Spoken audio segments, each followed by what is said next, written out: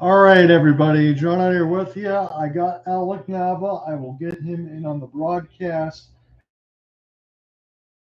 Okay, so I think I'm going to handle most of the play-by-play stuff. Try to save his pipes as we look into this Game 6. So for the New York Rangers, head coach by Peter Laviolette, it's Mika Zibanejad, Chris Kreider, Filipino, Ryan Lindgren, Adam Fox, Benny Trocheck, Artemi, Panarin, Alexis, Lafreniere, Alex Wimberg, Jack Roslovic, Kaapo, Barclay, Goodrow, Will Cooley, Matt Rempe, with Eric Gustafson and Jacob Trouba on the back end. Igor Shesterkin will be the goaltender of record. And for the Panthers, they're at Bank Arena in this Game 6. They're up 3-2, and they look to punch their ticket to the Stanley Cup final. Alexander Barkov, Carter Verhaeghe, Sam Reinhart, Gustav Forsling, Aaron Ekblad, Sam Bennett, Matthew Tkachuk, Evan Rodriguez, Vinico Mikola, and Brandon Montour, Anton Lundell, Eetu Luostarinen, Vlad Tarasenko, Kevin Stenlund, Steven Lorentz, Kyle Okposo, Oliver Ekman-Larsson, Dmitry Kilikov. Sergei Bobrovsky has been brilliant, especially in games. Now he's got a chance to finish off the New York Rangers. Alec, I know you've had a long day, so I'm just glad to have you here in any capacity. I was figuring I was going to take the play-by-play for the most part and give you a breath. However, I have to ask you, how do you see this Game 6? Are the New York Rangers going to be able to love adversity, as you said, and force a Game 7, or does Florida have their wits about them, and will they get it done tonight? Let's say for the most part that Florida has dominated this series. That's been the case thus far for these first 5 games. When they're dominating the shots on goal charts, they're getting the better high-quality chart looks among the high-danger shot percentages. 28-11 in high-danger shots on goal in the past 2 games, including 17-6. Igor Shesterkin stopped 25 of them, but considering the volume is not surprising, and they were 1 goal better in both with 3-2 wins. But the Rangers had 23-19 advantage in high-danger shots on goal in the first 3 games, including 17-15 in games 2 and 3, both of them overtime wins. With the face of adversity, the Rangers, they've been in this situation before. I know for the fact that they've been 0-7 in their previous 7 Game 5s in the Eastern Conference Final game back in 1994. But catch this. They're 7-2 in their last 9 Game 6s, despite being 12-16 all-time when facing elimination in Game 6. 7-2 in Game 6s on the last 9 occasions when they're facing elimination. That's nothing to scoff at. And while the Panthers, they're 3-1 all-time in Game 6, lean 3-2 in a best-of-7 series. If you're asking me, the Rangers, they may be motivated heading into this one, but the Panthers, they're also motivated. We had to embrace this. He said, quote, I said multiple times, winning the Stanley Cup is not supposed to be easy. So my computer clicked that. Okay, there it is. And it's these kinds of moments that really form a team into a team that can become a championship team. So I think going into it, we just had to not take it for granted. The position we're in and not take for granted the opportunity we have in front of us. I think it's well said by Trocheck heading into this game that they have to embrace the. I like those quotes, Alec, and I also like those numbers. It makes us lean to believe that the New York Rangers are going to be able to force a Game 7. In fact, when I saw some of the stuff going into it, I know it's all over social media and betting sites. I'm not a betting man myself, but 75% of the money is leaning on the Rangers to be able to force to the Garden. That would be big because that would set us up for a game on Monday in a Game 7. And we'll see what happens on the other side of the series. But, I mean, I couldn't believe the game you called yesterday between Edmonton and Dallas, where Dallas essentially looked lifeless. I do want to jump into that game a little bit later, but let me give you the last time we were in here, We talked about the opener for Florida, domination 3-0, and then 3 straight overtime games back to back to back. The Rangers took game 3. Florida took game 4 by a 3-2 overtime win. Now, this game 5 that we had just called previously, after a ridiculous opening in the first period that featured no goals, it was Kreider shorthanded. You called that one in real time. Forsling with back-to-back goals. Florida owns the third period, though, and that big-time narrative is Lundell able to score off the rush, and Bennett with the GWG on a nice move off the empty net. Lafreniere gets one back with off the skate. Shesterkin was insane once again in the loss as he stopped 34 of 36, but Bobrovsky was not outdone. 25 of 27 in the win. Again, that is 4 straight games outside of the 3-0 outlier in game 1 for Florida. 4 straight games that have been decided by 1 goal. The margins are thin. Again, Alec gave you those quotes for New York and Vinny Trocheck and some of those stats we've thrown out there for Florida as well.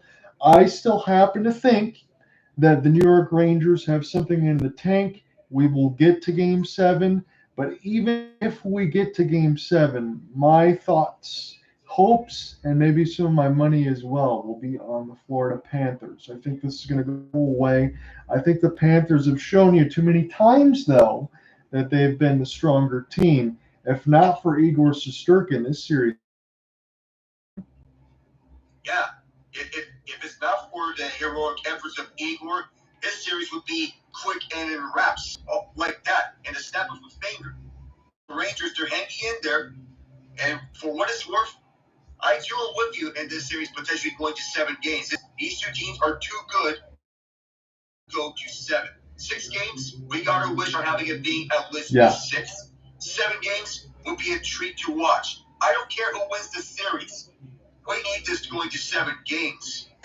I'm with you, Alec. And again, I just wonder, the way that the first period started in game 5, it looked like it was all New York until the final few moments. Again, it was a scoreless first period, as we said, but the final few moments was a ton of turnovers in the Rangers' end, and Florida almost capitalized.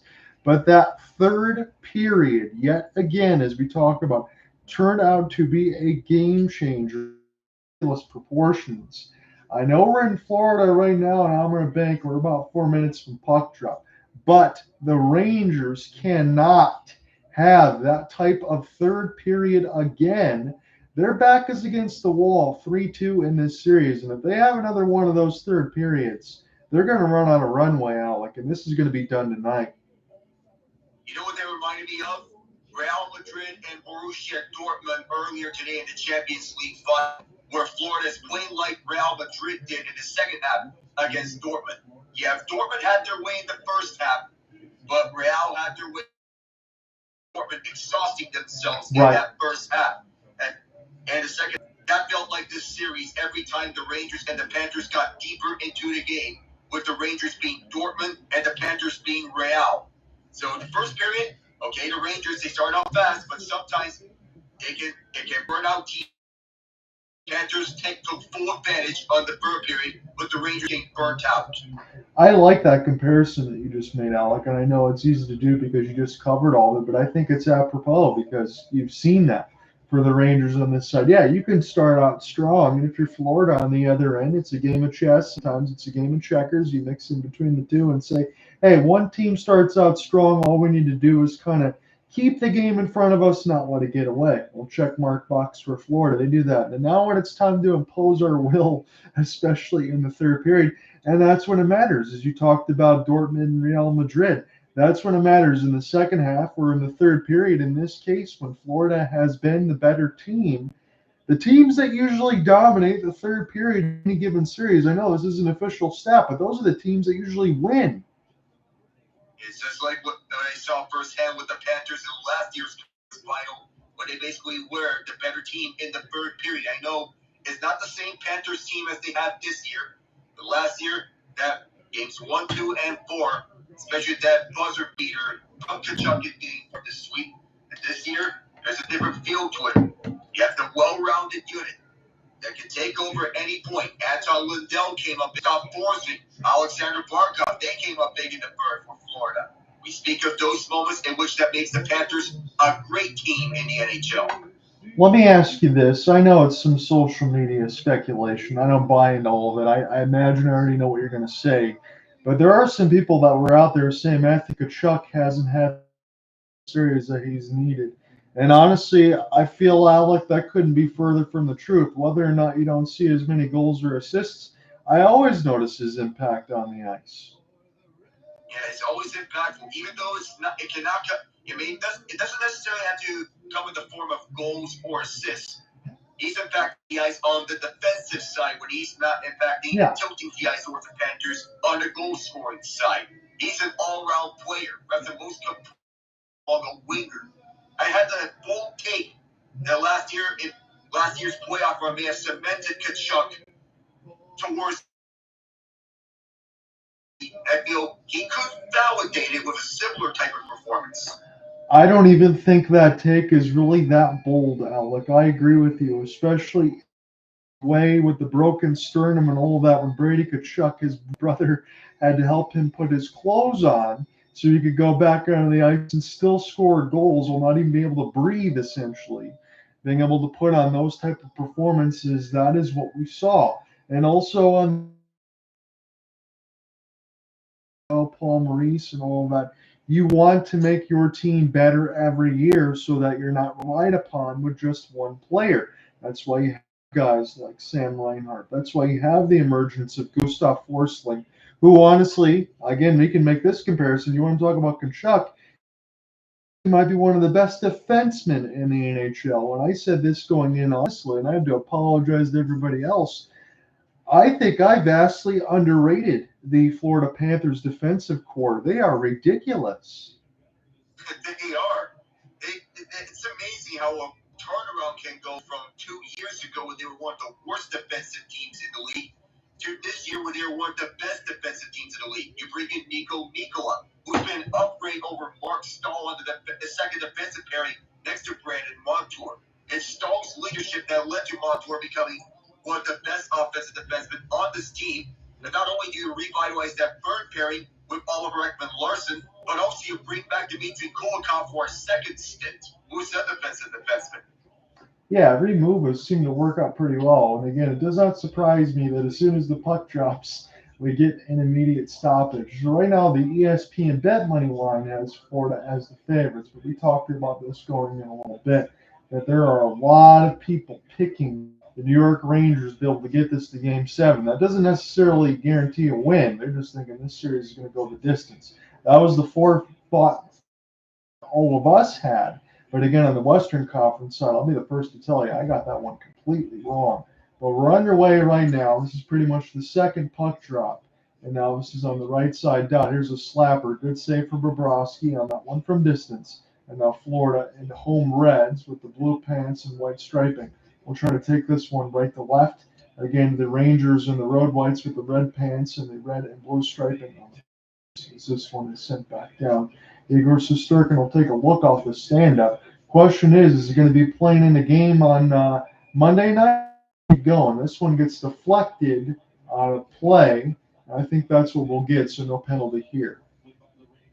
So Florida, they deflected. I think it may be deflected. Paul Maurice, the king of iconic press conference quotes, we see time and time again as he's checking his cue cards and lineup cards and all of that. We all know about the coaching job that Maurice does. I wonder if there's a message that Laviolette's locker room heading into Game 6. There was someone among the Ranger fans here at Amber Bank Arena wearing the Mark Messier newspaper of the guarantee. Zibanejad now trying to make a move, and before I step all over myself, I'll wait until New York gets this puck out of the zone, as this is an opportunity off the long shot. This is flipped in now. Schneider trying to find it, and now Barkov. He can't get rid of it. It bounces off Zibanejad. Turnaround chance gets blocked again as this is flipped back around. Pinball. This will be picked up by Chris Kreider. He can be very dangerous in front of the net. Kreider now off his forehand. Back to Braden one more time. A lot of chances from the point here early for the Rangers. I did want to speak on Paul Maurice there for a moment. I think he's a journalist's dream That's kind of what we both aspire to be on that side, Alec, as far as journalists and covering everything else. His quotes are fantastic. That's exactly what you want. If you answer him a question, he's going to answer it seriously, and that's what you really appreciate this time of year, as it's Fox. Here's a pass D to D. Good stop, Bobrovsky, sliding from post to post. Ryan Lindgren got an open look with Kaapo sitting at the front of the net. His third line being adjusted here to have two thirds of what was originally the kid line with Philip Keto centering that. Barclay Goodrow is taking the left wing. Jack Roslovic, he was bumped down to the fourth line. So the notable change here is that they put Alex Wentberg on the second line of Kreider and Zibanejad, which you see another good tie by Forsling to stick away Zibanejad on that offensive breakup. No goals in the last 10 games for Mika. That is absolutely insane, and I know we profiled that before. Again, it wasn't until the shorthanded goal just the other day in the sense of getting points on the board, but it really tells you how good the Rangers are, because this series should not be 3-2 when you have a disparity like that. As this one's sent back down, and we'll go the length. The hybrid icing will be won by Lindgren, so Florida can't change. Just almost was about to go to Shesterkin on that icing, and early on it's 5-1 for the Rangers. Checking that hit counter, well, ESPN could put up a shot and hit counter when point. Shot attempts faced per game, 70 at home at MSG, over almost 100 on the road. It just seems like the Rangers just give up at will because they know they got Igor Shesterkin back there, but at some point it's like patching holes in the Titanic. You're going to sink. As this is, here's an opportunity. Fox off the spin and theft. This will bounce off E2 Listerainen.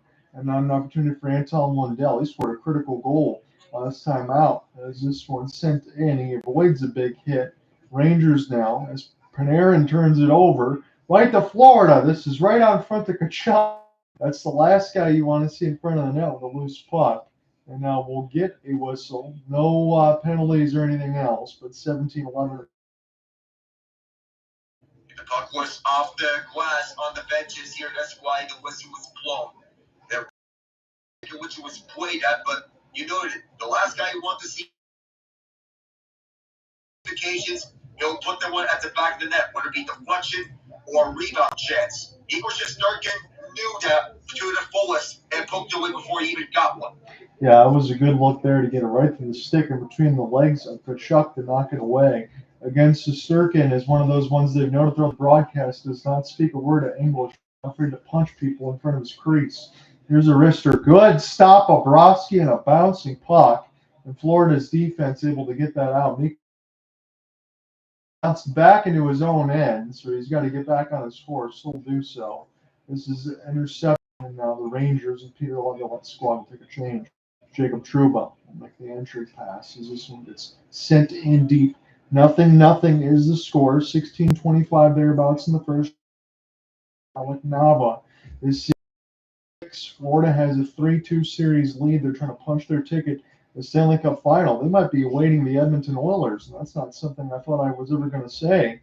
But the Dallas Stars got punched in the mouth. We'll talk about that when we get into a commercial break, as this is an opportunity into the looked in a couple times. A stick gets taken right out of the hand, and we will get our first penalty of the game. Is this Ekblad, I believe, or is this Trocheck? They're showing Trocheck for the moment as the officials get together in Ottawa. Yeah, you nailed it, Vincent. Trocheck. He's going to take the penalty, and Florida goes to the power play.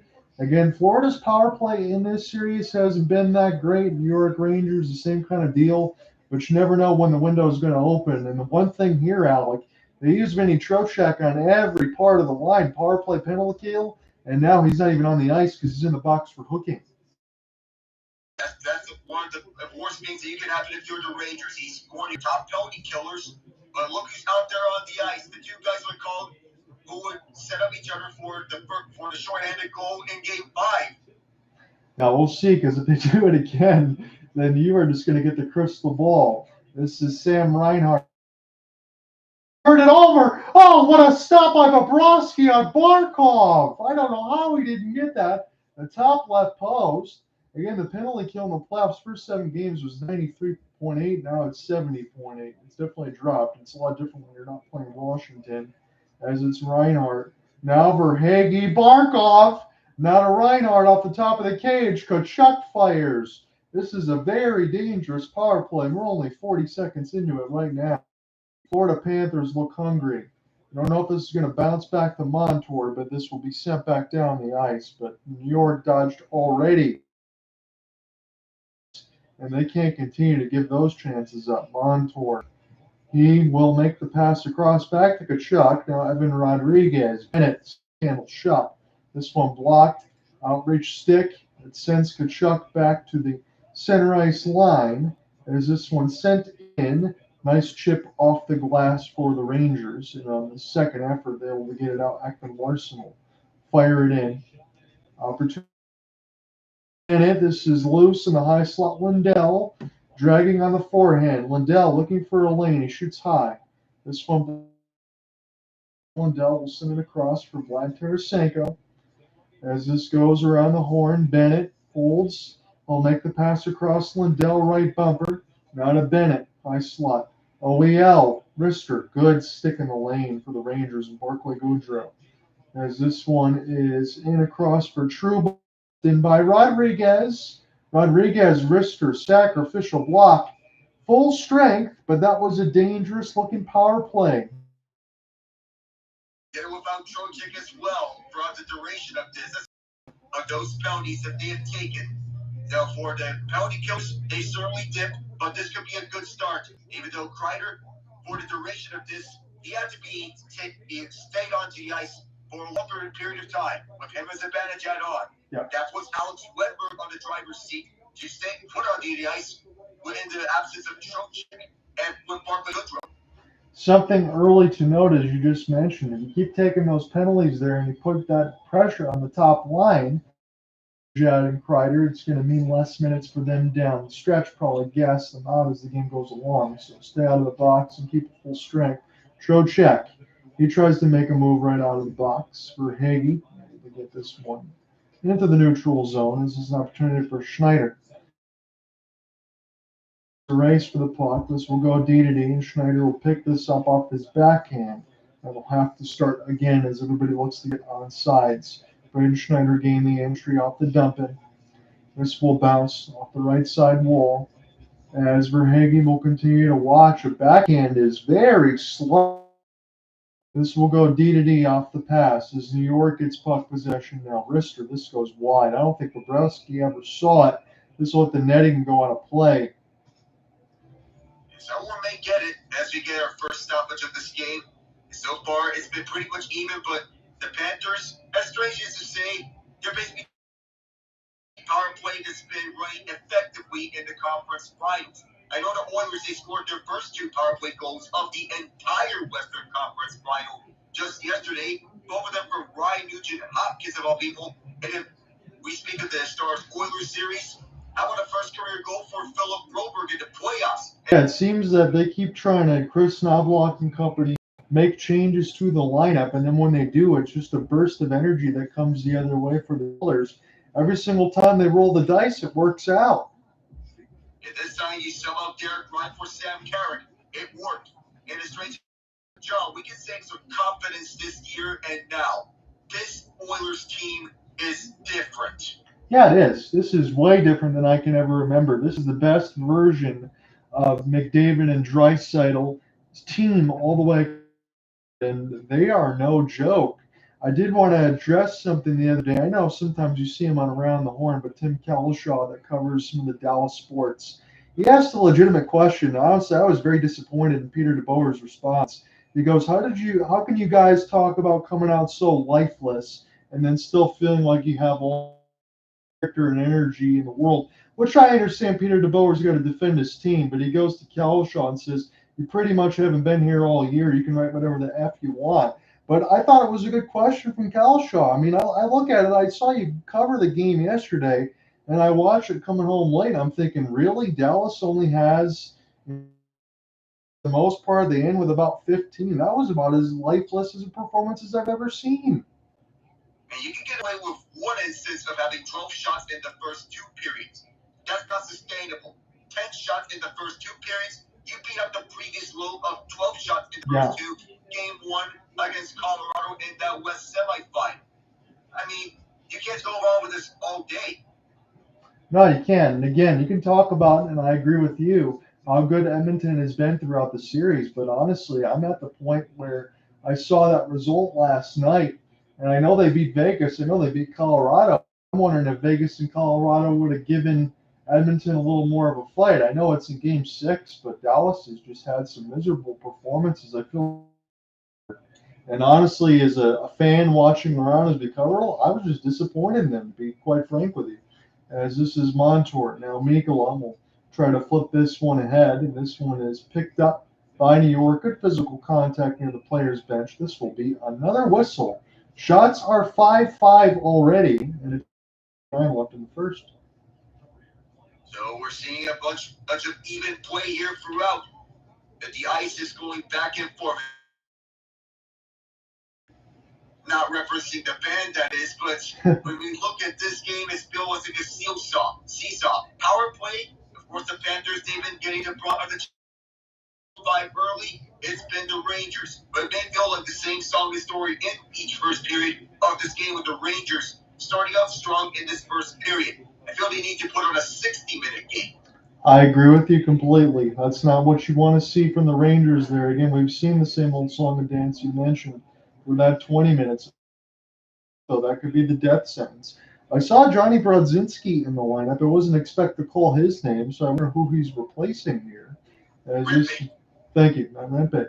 As this is a slapper, this will be bounced. Now toward the right side boards. As Kreider gets a retrieval, this is a chance for Zibanejad, all tied up around Lafreniere, and a good hit against Barkov. Kreider tried to paste him against the boards.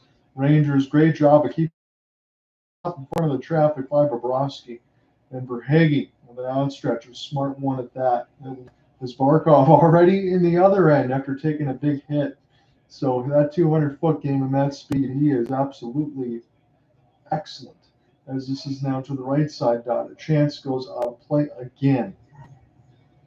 So far, you mentioned about the 200-foot game of Barkov. One of the more underrated players in the league, but now he's becoming at the point where he's less underrated and more at his very best of his game. Can I say this, Alec? For as good as the Florida Panthers are, if you take Barkov off this team, I think they are significantly worse. That's how good he is. You can argue the same thing with Tkachuk, but you take away one or the other, right. The Panthers, they take a significant hit in talent. Yeah, that's how good. These guys are superstars. I could even throw Forsling in there. I could throw Bobrovsky in there. I mean, everybody's been playing well. I know you could play the same thing for the New York Rangers. And over the last couple of years, when we just talked about, I'm not going to say out of nowhere. This goes out of play again. This is the 7th time. But I'm not going to say it's come out of nowhere for Florida. But the transformation after that Tkachuk trade and all the moves that are made just seem to kick this team in the high gear. And oh, by the way, I didn't think Maurice was going to have as much impact as he's had, but everything has worked for the Panthers. You need to go back to one other trade that landed us another role player for the Panthers, and it worked out. One of the main pieces that they got in the Vincent Trocheck trade, Eric Haula. He's now. But we can't forget that Angel Lostarinen was part of that trade in the return that came along with Haula, and he's thriving on the third line. Yeah, that's a good call by you. This one bounces up in the air. Good deflection.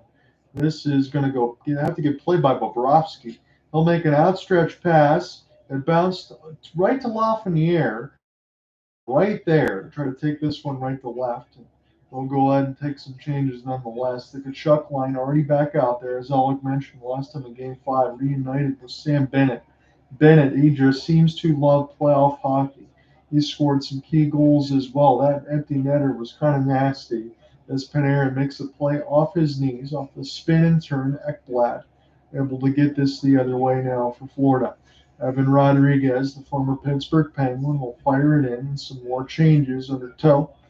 As it's near the left side, it is an opportunity for the Panthers to try to pick it up here. Listerine, He will get this pass on the right side. This is very contested now. Some excellent work. Lundell tries to find it. This is by the it's loose out in front. They try to pass it right back to Lundell between three Rangers. Lundell actually gets to it first, and then Forsling off the pinch will wire it back in. 6 shots to 6. 30 left to go in the first. John Hunter with the alongside Alec Nava. This is game 6, as this is another turnover. The Rangers can't get out of their own way in their own end. In an attempt for OEL, as Mika Zibanejad will to send this one down deep, but it's right into the outstretched stick of Kilikov. As Braden Schneider to start it again. Mika Zibanejad, he went for a knuckle puck. This one went high off the end glass. Good clear. Barkov helps pick it up. Verhaeghe now. He resists. It was doing the splits. And now Breadman will get this one from Mika Zibanejad. He will backhand it in, and Peter Laviolette's squad will take a change as Bobrovsky settle it in his own end. 8 shots to 6. Florida with a couple chances right in front of the net. Sturkin has made excellent saves per usual. With the contact in behind the net as the Rangers might have numbers. Good hit! They're the right side, boys. Rebound! Oh, my! Wow! Did Bobrovsky stop that one, Alec? Wow! That was a gigantic hit. I wasn't sure if Bobrovsky made that save, and I apologize for talking over to you, as this is an opportunity for an Brodzinski got spin in the next week by Okposo, and then Bobrovsky, as the puck was coming to him, man, Okposo laid the wood the other way. It stopped the first pass, as Will Cooley had an opportunity. They didn't show the shot, but that one must have missed. Or if Bobrovsky made the save, I'm not sure how he did. If it did, it felt like it might have bounced off his glove. Okay. They're getting a power play, which I feel may be what they need here if they want to get a spark. They scored a man advantage here in game 4, but still, it's not clicking right now. The power play numbers have dipped, but now it's time. That was a chaotic sequence and a huge hit. Again, you want to talk about putting Brodzinski back in the lineup for Rempe, and then he goes ahead and takes the punishment. That one's he's gonna feel that for the rest of the game. There's the interference called against Brodzinski at 11:30. The shots are 7 out of 7 for Sergei Bobrovsky. Both teams with their first power play attempt. Make sure I pull up these team stats. Hits are 9-6 Blue Shirts. Same for the face-off. Giveaways are 5-3 early, and the Panthers actually lead that. We'll see how much it changes. So, but that out the way, we wonder how the Rangers would answer on the man advantage. They have not done that good ever since the East semifinal against Carolina. 2 for the last 24, 1 for 14 in the conference final.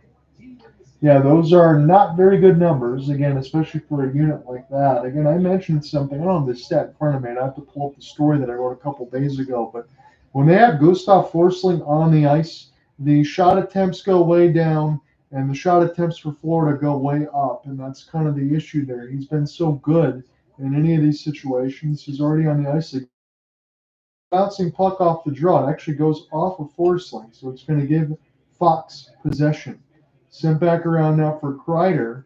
Kreider now will funnel to the right side wall for Mika. Adam Fox, high slot, Panarin right up. As Fox has got nowhere to go right now. He just keeps sending this around the horn. Breadman's set it up for Adam Fox one more time. Rangers, a lot of passing, not any shot lanes just yet. This from Zibanejad. Zibanejad will send this back around the left side bumper. Panarin off the half spin. Mika Zibanejad work the as it's Trocheck. Not a foul on the outside. Panarin waiting. He wants to let a shot go, but he passes the Fox. There's a one-timer. This one's a friendly player block. Try to find Trocheck, but it goes all the way around the horn to Fox. Now Trocheck. Here's a seam pass, and that's an easy penalty killing. That is a minute and 10 already done, and no shots and just all passes. Gustafsson, he'll get some time. This away from him. Johnny Brodzinski took that big hit. Now he's getting some power play time. What a reward it would be for him to score. As he's got a screen in front of the net of Bobrovsky trying shots, though. Bobrovsky and nothing doing. As this one sent back down. E2 Lusterainen finishes his hit on Roslovic. Very interesting look at a second power play. I don't know how confident they feel in it. We'll see if they can get a shot. Wenberg will send it in for Gustafsson. This bounces right to the Panthers. Panthers actually have numbers if they want to. They'll peel back for the rest. It's 2-on-2. Lundell will chip a chance, and this one goes out of play. That is masterful from the Panthers right now, Alec. Guess who's in the middle of that? You intercept that tape-to-tape pass from right to left circles. Alexsander Barkov on the top penalty killing unit. As the Rangers, they were looking for the one-time option at the left circle. But that didn't happen because as the on the own end of the ice, Alexander Barkov was there. Yes, he was. And again, I'm finally glad I got that clarification and tell you that Jack Roslovic slapper, that when we had that crazy sequence, so that was not a save. There was so much chaos after that Brodzinski hit as Okposo put it on. Okposo, 7 seconds left to go in the kill, and then he'll be back. It's a defensive zone draw for the Rangers, and Oliver Ekman-Larsson going to get some puck possession. Montour's clear to clear this in. Power play was completely just neutralized. 32 of the last 34. Here's a chance full strength for Filipino. This is gloved away to Kaapo, and now gloved down again. Rangers get another steal. Hedl trying to do some work, takes a big hit, stays on his feet.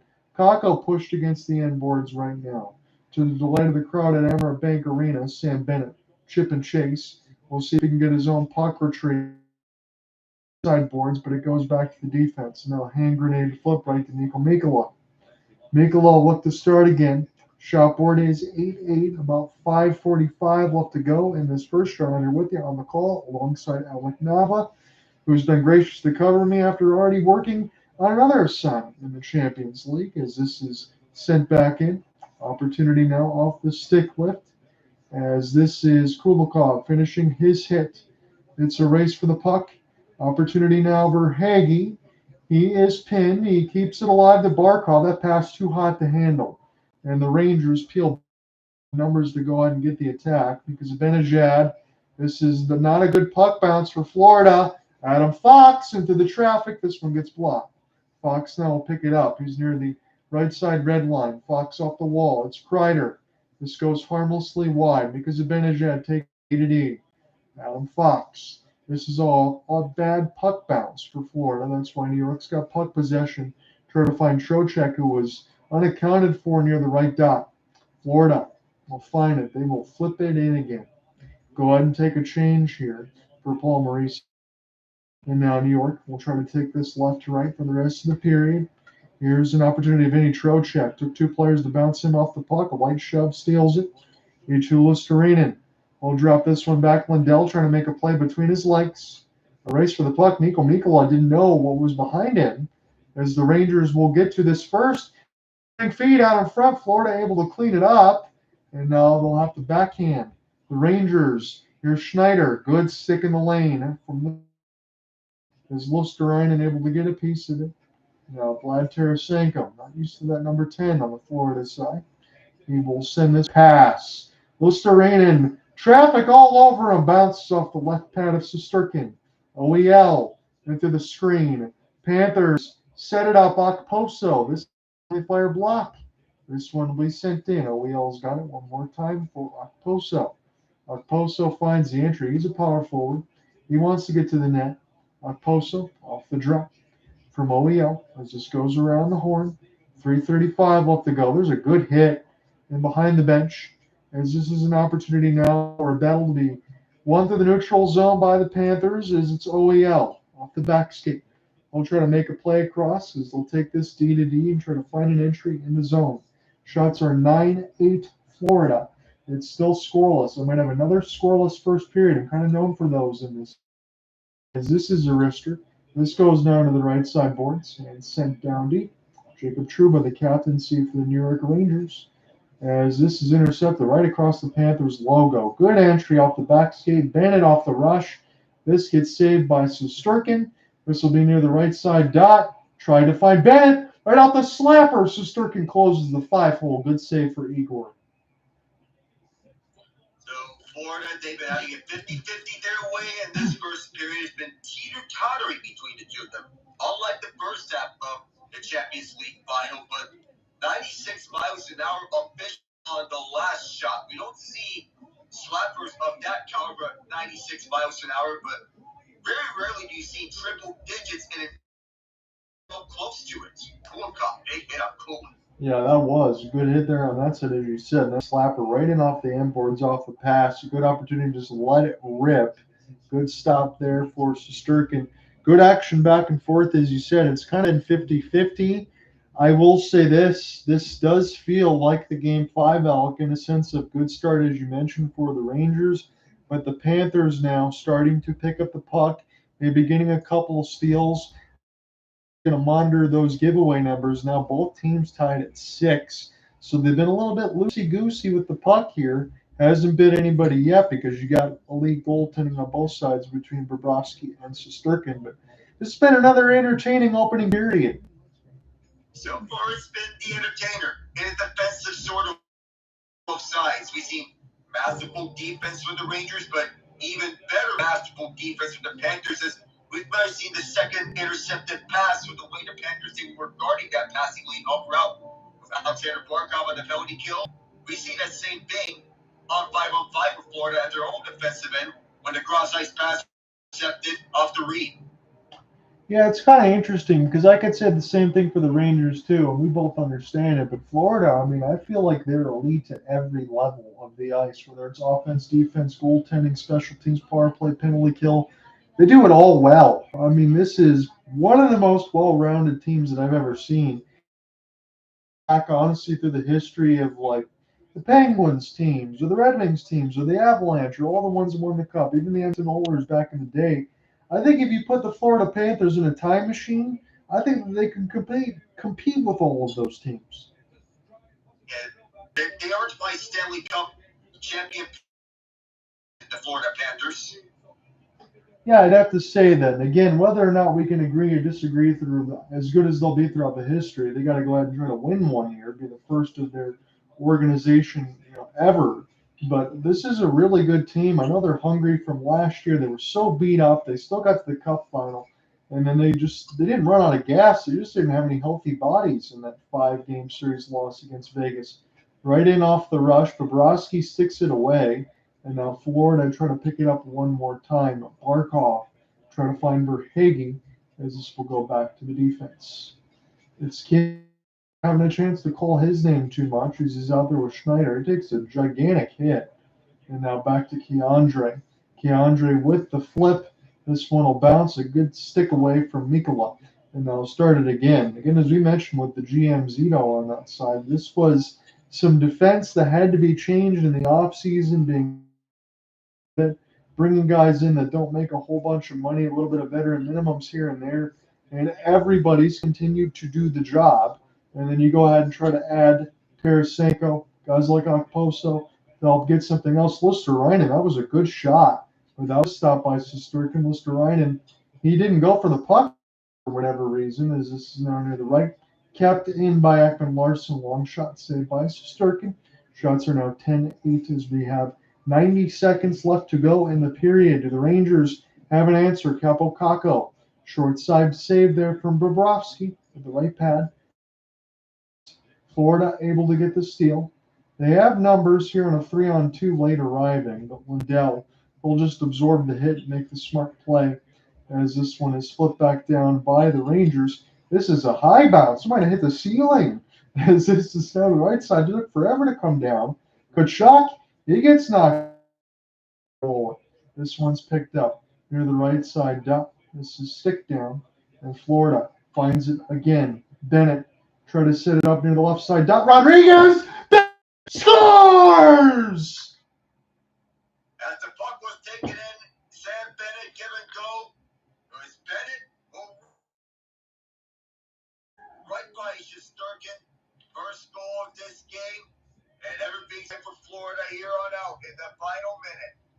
That was nasty. I mean, if you and I were playing NHL 24 and we were playing on teams and you give me a chance to get that drop pass or I hit you with one, all I want you to do is like that. I don't care if you're Igor Shesterkin. That one's going to be tough to stop. A perfect give and go, as you said, and off the post and in off the. That's got to feel good for Bennett. Yeah. 2 posts he hit the crossbar, the right post, and bounces in. That feels like 24 players would love to score wide open, and you get a one-timer goal. That's one of my many NHL 24 goals, my most common. Are we looking, Alec, for a challenge for a possible offside near that right wing? Yeah, Peter Laviolette, he's looking at the video monitor. Challenges if he has anything here. It looks like now Sean McDonough says they're not going to challenge. Again, from some of my clarifications from doing a couple of these cup finals now, I am no expert, but you're able to lift that pivot foot. And if you can keep that lifted as this goes across, it's not going to put you offside. That's exactly what they got. It was close. They decided not to challenge because you don't want to also risk taking a penalty. Bennett, 4 goals in this series, 6 in the playoffs. Good opportunity for the Panthers as this is now Verhaeghe and around the end boards. Top line back out there. Can Florida score again? Here's a chance near the right side. And a late hit. Reinhart has to absorb one. Shesterkin will hold. 22 seconds left to go in the first. This is exactly what the Panthers wanted, Alec, to end this first period. I'm happy for Evan Rodriguez that he is thriving on this Panthers team, and that he spent some time, and now he's blossomed into the player that he is now. His rise started when he was coached by Mike Sullivan over Pittsburgh, and really had to give some kudos to old Mikey over in the Bird for how Rodriguez rose to prominence as a middle 6 player. Yeah, he's a really good player, Alec. Again, that top third line, whatever you want to do, it seems like he's got a lot of speed. He's got a good all-around skill between his time in Pittsburgh, Florida, Colorado. I've always liked this game. I'm glad you mentioned that. That just seems to fit Florida so well because they have a lot of those players that can do everything. Yeah, they do. A lot of them. Speed, size, and skill. That's always a deadly trio to fathom. I want to say this too for Cooper Hopkins because I know that he's watching along if he's not always listening in. I don't know if Sam Bennett was ever going to turn this way in from the Calgary Flames, but right now for the Florida Panthers, he is living his best life, is he not, Alec? Yeah. Two picks after Sam Reinhart was in the same draft. Ekblad was picked first overall. And if I know the odd man out was Leon Draisaitl, we get some shoves out the way. I apologize for stealing, but to have 3 top 4 picks in the same draft on the same team, who would have thought this would happen a decade later? It's crazy how a small world across the board. Sergei Bobrovsky, brilliant. Again, Igor Shesterkin only beaten by 1 puck in the first period, but that is the difference right now. Sam Bennett with 40 seconds left to go, or 50 seconds left to go in the period. Bennett from Rodriguez, his 6th. Rodriguez, his 5th. Bobrovsky, 8 of 8. Igor Shesterkin, 12 of 13. And again, I'll give you the team stats one more time and make sure I get my tabs correct on the computer side. 13-8 shots, 15-12 hits for the Cats. They both lead there. 11-7 draws for the Blue Shirts. And again, giveaway 7-6. You don't want to lead that. Florida leads that. Uncharacteristic for them, but still a good first period. Block shots are 9-5 for Florida as well. We'll see what the next 40 minutes are going to bring to us. And again, I don't want to steal your thunder if you want to do some play-by-play, but I know that you've been busy, so I figured I would hold the fort. Though I do want to use the intermission to ask you, I know we mentioned it a little bit in between Dallas and Edmonton, but give me your thoughts on that game you covered yesterday. It was outright domination by the Oilers for basically all 60 minutes of it. From the open puck drop, it felt like the Oilers were going to control the pace of play for all 60 minutes, and they did. On the power play, your team has scored the first 15 power plays. Well, here comes Ryan Nugent-Hopkins to score 2 goals on the next two Oilers power plays, 2 for 2 on the opening two, and with full control, full throttle. They did not let their foot off the gas pedal from the opening puck drop. They controlled 5-on-5. They controlled the defense. Even goaltending has been brilliant. Even though Stuart Skinner, it was not tested as much as Igor Shesterkin has been, he doesn't need to be as otherworldly as Shesterkin to be good in this series. No. And he's delivering. Mm-hmm. I agree. Again, we can't answer this question. I will get closer when we get to the Stanley Cup day that's going to be, because I think the Stanley Cup finals start on the 8th, correct? I think that's Saturday. So Yeah, next Saturday. Yep, thank you for that. So I think preview show, I will be able to do that on Friday. I get that all together, so maybe I can get my thoughts together for that for them. But the $1 million, it's the Edmonton Oilers. I'm just going to assume that they're going to win. I don't know if they're going to win tomorrow or maybe on the Tuesday side, but let's assume that Edmonton advances through. I don't care if it's Florida or New York on the other side. We have to ask ourselves the question one more time until the fair thing to say. Is Florida or New York going to struggle generating offense as much as Dallas has? And again, you brought up the point that Edmonton's defense, everything else has been legit. We got to give them credit. You deserve full marks for that. I completely agree. But yet, Alec, as unfair as it might be, myself that same question: is Florida or New York going to struggle against Edmonton?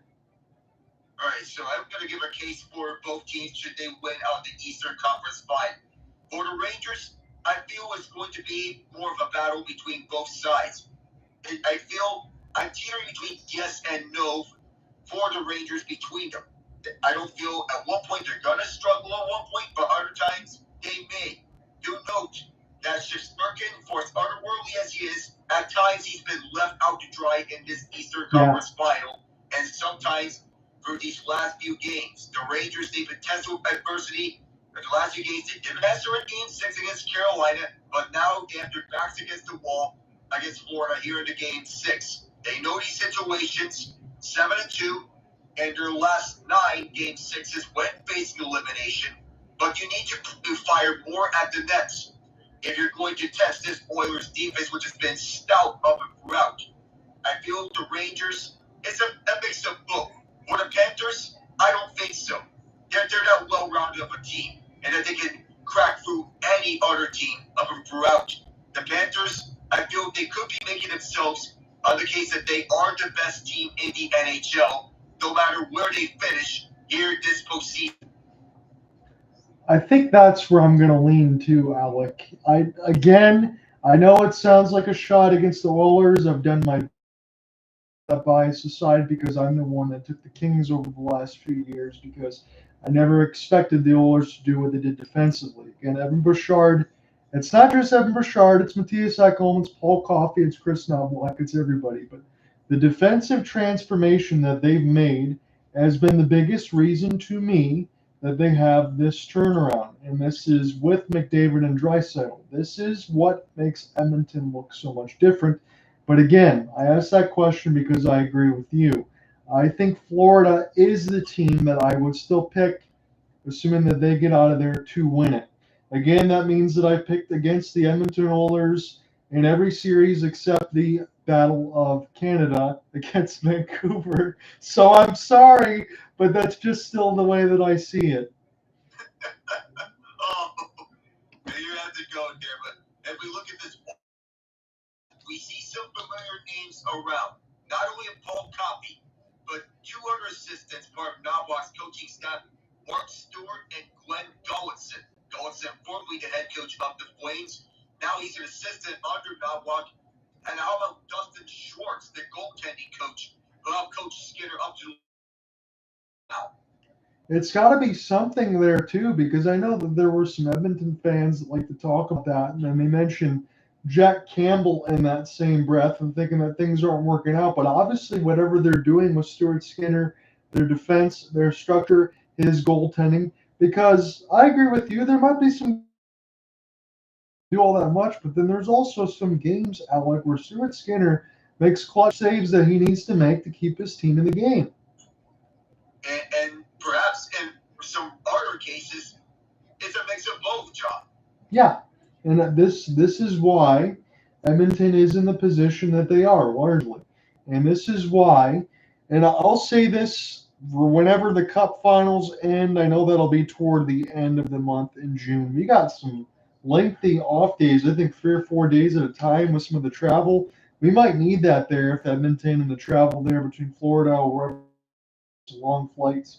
But I'm going to be sick to my stomach as a Red Wings fan to be able to watch Ken Holland alongside and lift that cup. I won't feel very good. I'll be honest with you. I'll try to be as neutral as I can be, but that one's not going to make me feel very good. But it is what it is. I mean, this is the best team that they have right now. Whether or not he hasn't added that much to the roster, everything else alongside Evan Bouchard, that coaching staff, will give full marks.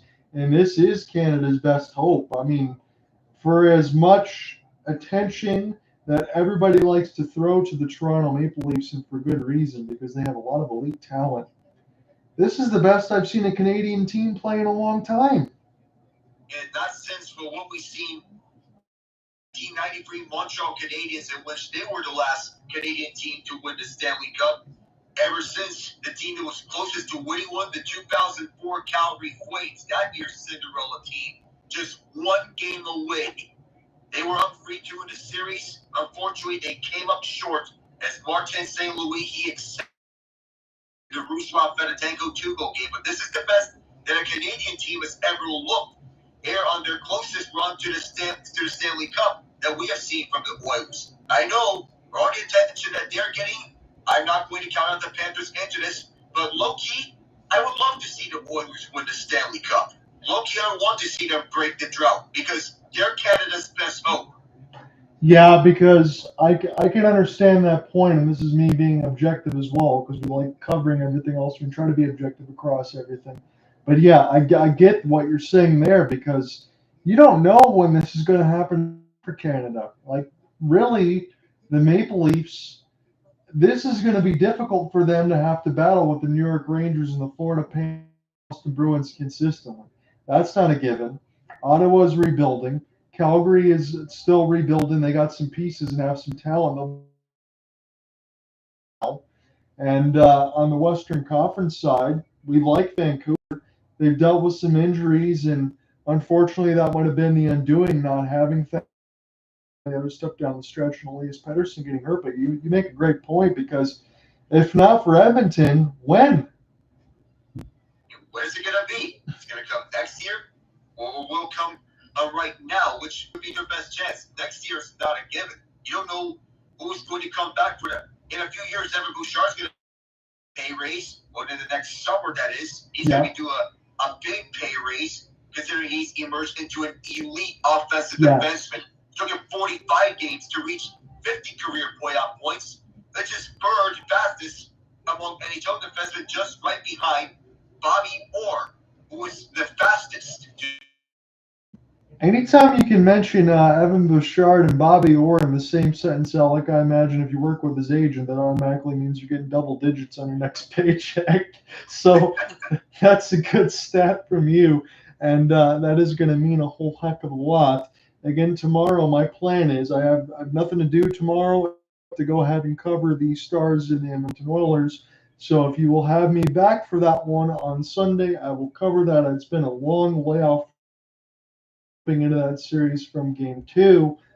I don't know if I'm going to be able to contain myself if the Dallas Stars have another performance as they did last night. I know I've been asking you, I've asked some other people around the circles, and they seem to believe that that one will go 7, but I cannot wash the taste out of my mouth from what I saw from the Dallas Stars yesterday. And I'll tell you one thing, Alec, well, they have to figure it out, because if they have another game like that, I don't care what anybody predicts. You have another game like that, you're not beating Edmonton tomorrow the way that they've been playing.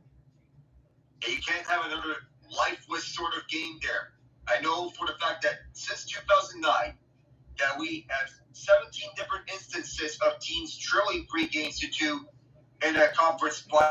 18th today, the 19th is tomorrow. Only 3 teams have ever won those series. The 2015 Blackhawks, the 2016 Penguins, the 2018 Capitals, all of them won the Stanley Cup. But the point is, If you have another lifeless performance like that for Dallas, you're not going to beat the Oilers. As you said, the Oilers, they've been suffocating. You have to have some sort of pushback. The Wyatt Johnston deflection, that was the beauty. You need to have some more of those. Even some of the dirty-looking goals. Not the prettiest-looking goals, but the hard-working ones. The type of goals that you would want to expect from guys like Joe Pavelski, Jamie Benn, Mason Marchment, Tyler Seguin, to name a few. So, look, you talk about 15, 16, and 18. You mentioned the Blackhawks, Penguins, Caps. And I go ahead and throw out some of the names that you already know. Jonathan Toews, Patrick Kane, Sidney Crosby, Evgeny Malkin, Alex Ovechkin, Evgeny Kuznetsov. It's some of the biggest names. I look at this Dallas Stars team. I like Jimmy Benn, Tyler Seguin, Wyatt Johnston, Logan Stankoven's been great. Jason Robertson's probably as close to a superstar on the offensive side. And Miro Heiskanen is brilliant defensively. But those names that I mentioned beforehand on the previous teams are unquestioned superstars. And Dallas, they seem like a well-rounded team. That's great. But we need some people to start becoming game breakers if they want to make sure that they can get through a game. Correct? I mean, those are the guys that you need to show up, some game breakers. You might need Jason Robertson to put in too. Yeah, you may have to. Just like you did in Game 3 with that hat trick. Robertson, Heiskanen, unquestioned heroes of the Stars. Same thing with when you look at the New York Rangers from guys like Artemi, Panarin, Chris Kreider, Mika Zibanejad. They've been relatively quiet in terms of their goal scoring department throughout the series. And Adam Fox, who hasn't had a goal all postseason this year. That I don't understand. I understand as good as Fox is, but he also can do so much offensively. How does somebody as skilled as him not have a goal in the postseason? It makes no sense. Beats us, John. Yeah, I don't get that one. Again, they're showing it on Monday. If necessary, Game 7 will be about 8:15 again, puck drop. So Florida 4-0 this postseason when leading after one. Again, I was just celebrating the fact that they were able to call a goal in the first period. It's been hard to come by. As the Panthers locker room, they're showing everything else of all these other kids and things getting prepared across. That's a heck of a thrill. I can't imagine that age and being in the Red Wings locker room or you being in the Pittsburgh Penguins locker room. You'd remember that for the rest of your life. Yeah, you would. For the rest of their life, of course. You have the kids with their families. After the Stanley Cup, of course, you reunite with your families. After you live the ultimate prize in all of sports. I know every other championship that you win, it's nice to win those championships. The Stanley Cup, I feel that's the trophy of all trophies. I'm with you, Alec, and I'm not just saying that because we love hockey and overall sports. You can think about the stuff in the NFL winning the Super Bowl. That might be number 2, but I will say the Stanley Cup is number 1. These 7-game series, having to get 16 wins, and then finally lifting it, going to the handshake line, giving it to the players that have never won before. It is incredible. That's why I think hockey, even though it doesn't get all the TV coverage as it should, I think it is one of the best sports, and in playoff time, the best sports that we have in America. Of course, I'm with you there. The best postseason of all major 4 North American sports between NHL, NFL, MLB, NBA. Though I can interchange NFL and MLB in the rankings. Sort of cooled off for the moment, but still you get some theatrics into this. Look like what we see in the conference finals. Jason Tatum, Luka Doncic leading the way for both teams. I will say this, because I know we're getting closer to the end of our first intermission. We'll get settled in the second period. You can make an argument, regardless of and that would be correct. I do think across the NHL, because you got 4 forward lines, 3 defense and pair of goaltenders, you just want to watch good action hits on board, and the game change as much as it does. That's what makes it exciting. Even in the NBA playoffs, you need superstars to be able to tune into that. That is because you said Luka Doncic, Kyrie Irving, Anthony Edwards. That makes us want to watch the NBA side. Yeah, of course. You look back at 2011 Dallas Mavericks team, and I know for a fact that people may be wondering, how in the world did they beat the Miami Heat Mavs team? You want to think to yourself that more and more it makes sense. Yeah, you have Dirk Nowitzki leading the way or that's also lead in charge for them. You also have Jason Terry as their lead six man. Jason Kidd, he was the starting point guard for them. Karen Butler, even though he didn't play in the postseason, he played a big role for them in the regular season, starting 29 games. Sean Marion, Tyson Chandler, JJ Barea, Tkachuk in his twilight years, he contributed to them. Brendan Hayward, Deshaun Stevenson, they all played their role under Rick Carlisle's team. I'm going to tell you honestly, I actually really like that team. And again, that was a basketball team. And the reason why they beat the Miami Heat is because it was their first year of having that big three: Wayne Wade, LeBron James, and Chris Bosh. It takes time to be a cohesive unit when the Mavericks have already kind of ran that gauntlet. They went through the year when they got knocked down by the Golden State Warriors, correct? They were the 8th seed. Dallas was number 1. They had to suffer some of that pain and go through some things.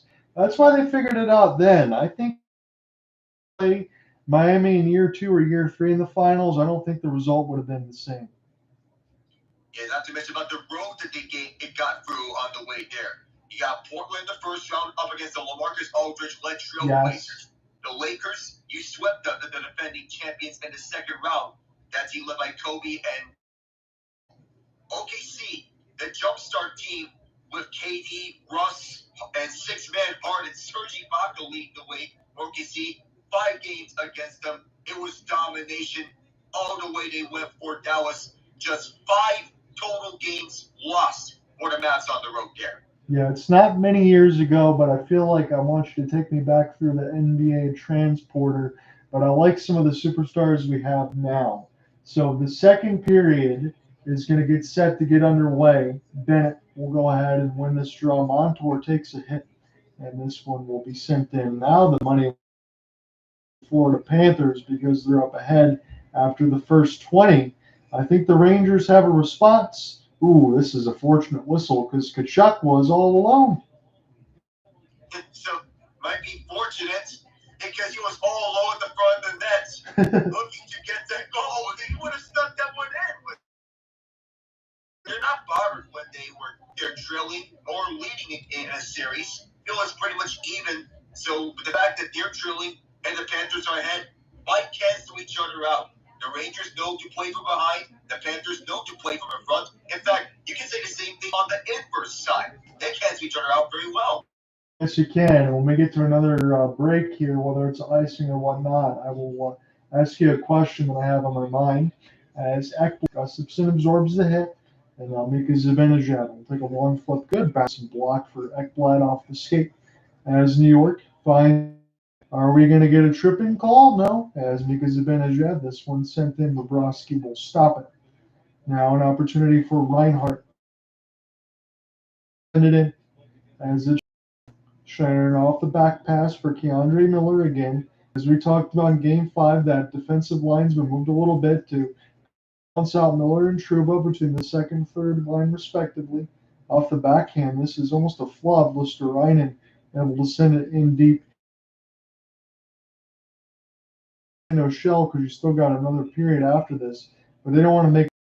I do want to ask you this though, Alec. I know it's 1-0 Florida, right? Do you think New York has to get a goal in this period in order to win this game, or do you think that they can make it to the third if they keep it close? They should score a goal here in the second period. What Florida's doing here, if their goal differential going up for each period, this may be the time the Rangers need to score. Knowing that the Panthers, they period. Now the Rangers, they need to counter that with that same mentality the Panthers have. I'm going to lean with you. That's why I threw that question out there. I completely agree. That's where I'm going to go right now. I think the Rangers need to get one here, at least even it up. I don't think being within one is enough. Maybe even it up or go up by one. They need a big second period. That's where I'm going. This is an opportunity now for Kulikov. Ekman Larson tries to find it. This is Cooley into the traffic. It's been Stenlund. This is stolen by Brodzinski. Hopefully he can get a big moment in this game because the only one right now is being pasted by Okposo. This is a long shot. So from the deep right point was Adam Fox, a seeing guy wrister on his way over to Bobrovsky. The one thing he's missing is in the front of the net for that to go through for Fox. I agree. That's another thing that you can throw out there for the Rangers as well. You want to be able to Sturkin or Bobrovsky on both sides. These goalies are elite. And it's not just because we're at this stage of the playoffs. Again, sometimes you get some matchups where certain goalies aren't as these two. They're both Vezina candidates. They've won before. And there really is no difference between them other than Igor Shesterkin having to make a few extra saves because their defense is not as stout as Florida's. As this is sticked, picked up by Panarin. What can the Rangers do here? Bouncing puck. This is near the left side red line. Fox lets it go. This is knocked away from Trocheck, who falls down. And now an opportunity. Reinhart off the wall as he will slowly send this around for Barkov. Nico Mikkola now back to Barkov. In between the legs, he wins the puck. Try to get it ahead for Sam Reinhart to safely shoot it off the glass. Send back around for Adam Fox. Again, we mentioned no goals during this playoff run. That just seems so odd for a player of his candidate that's always in the Norris Trophy conversation, able to do it all. They need him to score a big one. As Panarin, this is the Fox. He'll just take his change. He's already right near the players' bench.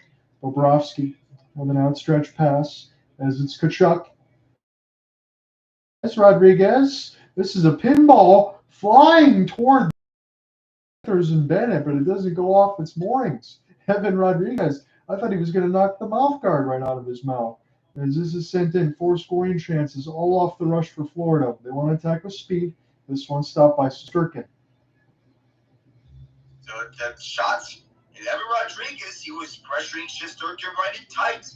This is what I see at the time with him and the Penguins tenure and the Avalanche tenure. And now doing it at his fullest under Paul Maurice. That Rodriguez right on the injury. It's a hard-nosed forward.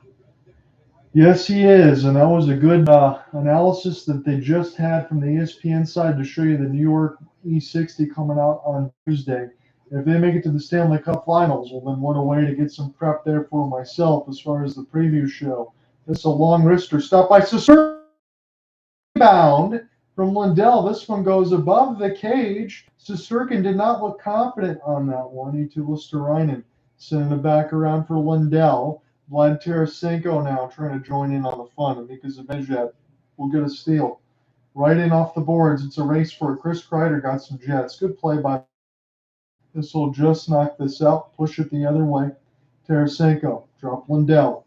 Lundell now. Nice move off the backhand. He's got a lot of size and strength as this is pinned. Listerainen. Here's an opportunity for the defense. Try to find it. Lundell. This bounces from him. Florida still working nicely in behind Shesterkin. Now near the right boards, Keandre Miller gets a poke on it. This is an opportunity for the Rangers. They'll fire it in left side red line as Bobrovsky slows it down. This will be off the glass. This will take a crazy carom right to the Florida defense. They'll backhand it. Keandre Miller gets a steal, steps up, stays on. Long shot, good stop. Bobrovsky. He's got it in between his chest. Keandre Miller keeps this one just at the half wall, at the near side. I know Owen maybe he's saying it's half boards, but I seem to alternate between the languages between the two of them. But Miller, he sees this one, picks it up, gets Bobrovsky off guard and shoots one from a not an easy angle. So shots to the near half boards, not easy to get through. You have to be accurate with them. Yes, you do. 16-13 on the shot board for Florida. Again, Bennett from Rodriguez. That's the only goal of the game right now. John Underwood only taking the crust of the play-by-play duties because Alec already worked earlier today. But we can switch off if he wants to do so as well, as this one is picked up. This will be in across the red line and sent in by Florida. This will be picked up by the defense of Adam Fox. He absorbs a hit. Barkov gets a steal. pass right in between the circles, intercepted. 3-on-2 for the Rangers. What are they going to do here? Panarin off the tip for Trocheck. That one goes wide. And Lindgren out there with them. Fox from an obscure angle, and Bobrovsky will leapfrog it. So firing right in. He tried to look for someone right in the front of net. There was Trocheck. Tried to get the pass off. Yeah, there was traffic in front there. Trocheck, as you mentioned, a little bit of a skate blade. That was probably difficult for Bobrovsky to track. I'm watching the left side as he spins and looks straight on, and then immediately he sees the puck fall right to his hands. And he's got a fall on it here. 15:06 left to go in the second. This is Game 6 of the Eastern Conference Final. Florida's got a 3-2 series lead. They got a 1-0 lead right now as it's 15:06 left to go in the middle frame. 5-point series, 19 in the playoffs, tied for 5th most. Vinny Trocheck does it all. He plays on all the lines. This one is iced against the Panthers. They cannot change right at 15 minutes. 19 points in the playoffs on this playoff run with 5 in this series. You're doing the most of the work here if you're Vinny Trocheck with 5 points in this series thus far. We're going to make this one 6. Peter Laviolette, 14 and 12 in his career while facing elimination. This Kreider, whenever he's out there, always a threat to strike. Remember, 16 goals when facing elimination in his career. Tied for the most remarkable. To be on the list, again, right in off the draw, we get another stoppage, a face-off win. It goes back to Bobrovsky. He'll hold. You mentioned those names. You mentioned Adam Fox before. We just mentioned Vincent Trocheck.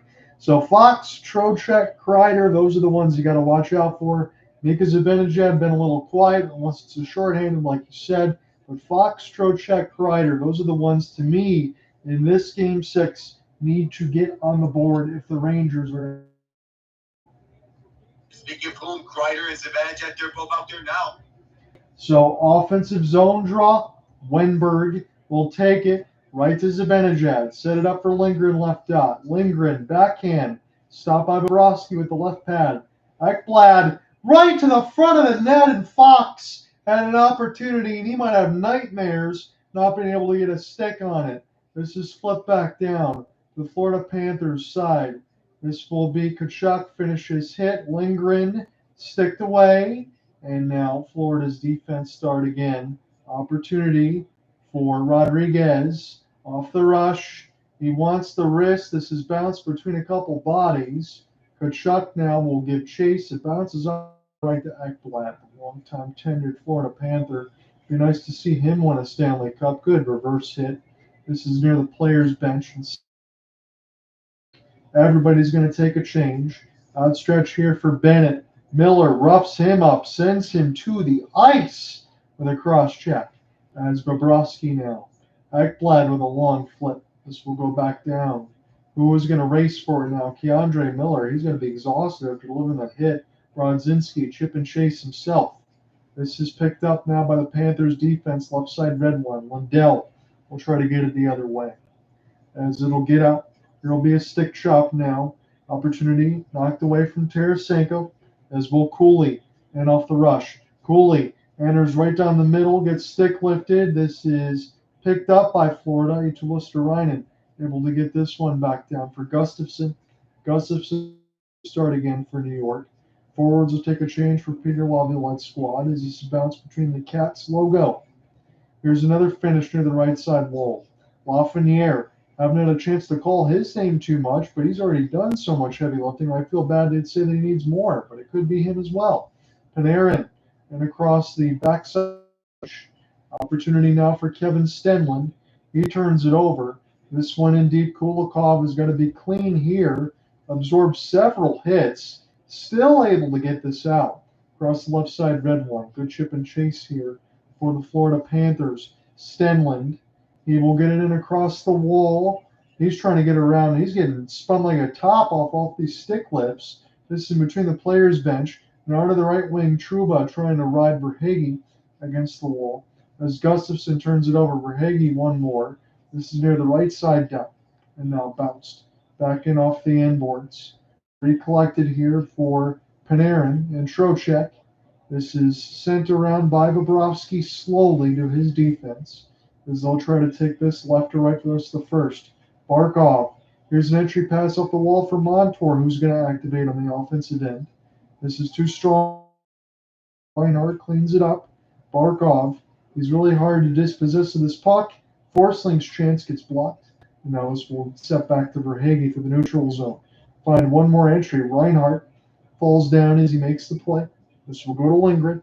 Shots are 16-14 Florida. Still 1-0 in this game. Should they win, they're going to the cup final. Lundell off the backhand to Ekblad. Ekblad now. Drop for Tarasenko. Tarasenko Lundell. Good diving shot block for New York. This one stays in, so Sturkin, no screen in front, sees it all the way. Barclay Goodrow sacrificing himself to make the shot box that came back up to the point. Forced that one from the high side. Goodrow's done a lot in this series with these Rangers are getting some heavy lifting from Igor Shesterkin, but mostly Adam Fox swiping it twice, just could not solve the pass of Bobrovsky. I'll say that for Adam Fox. He might not think so, but I'm going to tell you this. It's probably his best chance to score in this game, whether or not he does. When you get an opportunity, Bobrovsky in the middle of a sprawl, you get two swipes out of it, as you mentioned. You just don't get enough on it. And if you're Adam Fox, you got to be thinking, man, oh man, this is the way that it's gone for me on the offensive end. He must be nervous heading into this game 6, knowing that he has not scored. That was his best chance. I'll give you that. And we'll see if we get any more. Again, we can get some shots from the point. I mentioned this on the YouTube side. Do you think the Panthers will go to the Stanley Cup Finals? And only 2 votes are saying no, but it's overwhelmingly yes right now, 78 to 22% for the Panthers. Again, that's where Alec and I lean when we gave you the predictions from Game 1. We did not expect the 3-0 and the absolute drubbing that's been the outlier. All these other games have been close. But the Panthers, if they can get through this next period, and it's 1-0 or whatever the scoreline is going to be, I don't care by how much they're ahead.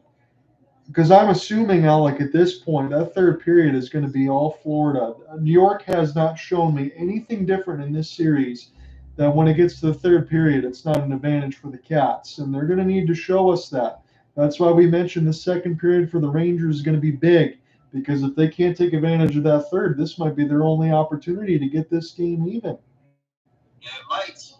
They say tied up at the second period, then hold it even to the third period. Perhaps if you get them, odd man rush, right. You want to make the most of that. Most likely it may come in the form of Zibanejad and Kreider, like in Game 5 on the odd man rush. Say the third period. If you do get that, strike. You have to. You got to be opportunistic right now if you're the Rangers, because Florida is not going to give you a lot of chances. They won't give you anything. And the one thing I admire about the Panthers is regardless of any other team they play, even if they take a loss, the Panthers, I still feel like there's long stretches in which the Panthers, even in losses, force you to play their game. That's why I think they're so good, and that's why I think they're going to lift this thing. They got to beat the Rangers, though, to get to the Cup final. And then they might have to beat the Oilers as well. The Stars can't get it done. Here's another tip.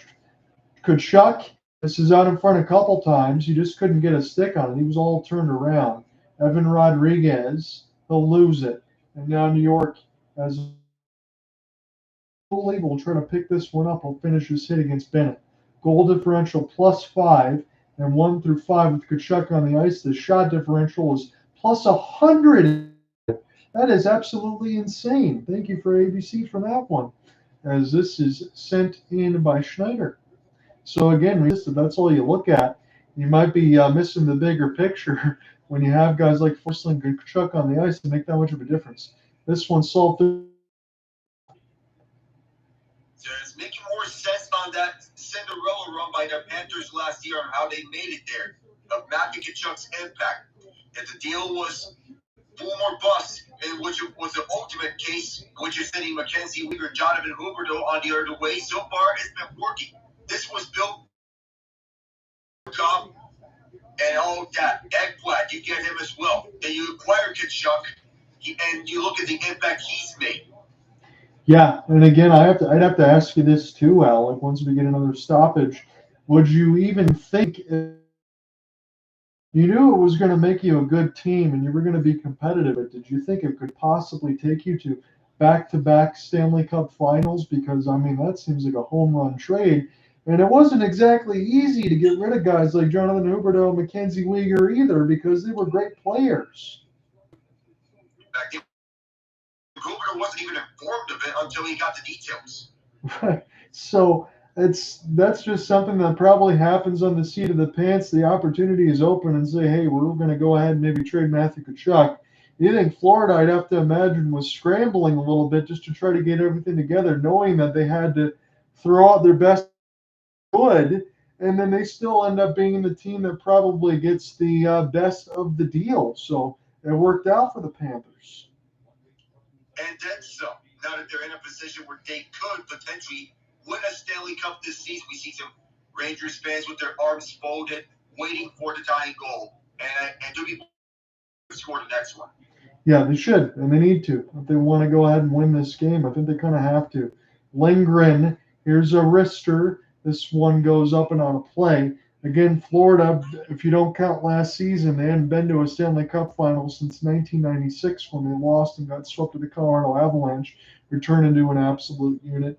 They got there last year. They were too beat up to go up against Vegas. I really don't put any blame on the Florida Panthers. But right now, as we go to break, the way they look, this team looks to be a heck of a lot healthier than they were last year.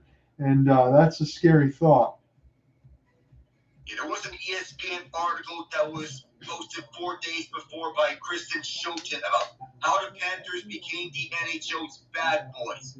And honestly, they are the bad boys of the NHL, especially in the playoffs. Physical, skilled, and speedy. As likely to outscore as much as they are likely to out-hit their other teams that they're facing. And Alec, even though I can agree with that assessment completely about being the bad boys and kind of doing a little bit of everything, I don't think the Florida Panthers are a dirty team. And on the most part, they're not really a dirty type of team. That they are disciplined. They keep their level cool up and throughout the game.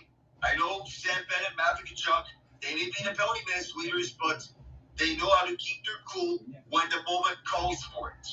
That's what I think is very impressive about what I said. Offense, defense, goaltending, but you could do that, and you have those type of players who, no doubt, Paul Maurice goes to them to play a physical game, and I need you to play right on the edge. Just make sure you don't cross. It's hard to do. It's the importance of being a disciplined head coach on your team, a leader that can give a vocal presence all throughout. He motivated his Panthers, forced them for the lack of effort midway through last season when the Panthers were out of a playoff spot. Since then, Jets were out. I know that Paul Maurice isn't going to fall in the winning category of like Scotty Bowman or some of the other ones like that, but I will tell you this. If I'm a player, I'll just throw myself in the locker room there, and I'm working with Paul Maurice. I appreciate his honesty and let me know exactly where. Just tell me what I need to do, and I'm going to do whatever I can to run through a brick wall for you. And I think that's what the players do, and they respect that. And that's another reason why I think the Panthers really have an edge in comparison to a lot of other coaches and players. Here's a good opportunity out in front. This is goes high and off the glass, but I don't think you can understate that part of coaching. That's a big portion of it for Florida especially, and that's what I always like to talk about. As this one is sent in by Panarin. Now off the slap shot clear from Montour. It'll be a race for the puck. This will cancel out all the hybrid icing. Good work. In behind the cage. That's what Florida likes to do. They like to force you to chase him behind the net. Once you do it, it opens up the big boys like Tkachuk and Bennett. That's probably getting a goal in the back here. You can't fall for it. As this is Kilikov now. I mean, you can't chase the puck. Here's a chance right side dot. Good kick save. Shesterkin. This Verhaeghe between his legs. Barkov absorbs the hit. Good work for Florida. They get some sustained puck. Was it bounced out in front by Barkov? Didn't mean to do it. He had to get through some contact nonetheless. Here's an opportunity off the stick shot. Good wrestle of a hit. New York trying to give as good as they get right now as Hedl We'll watch it by Sam Reinhart. Sam Reinhart almost absorbed a big hit, but he got out of the way. There's a chase now to the left side off the spin.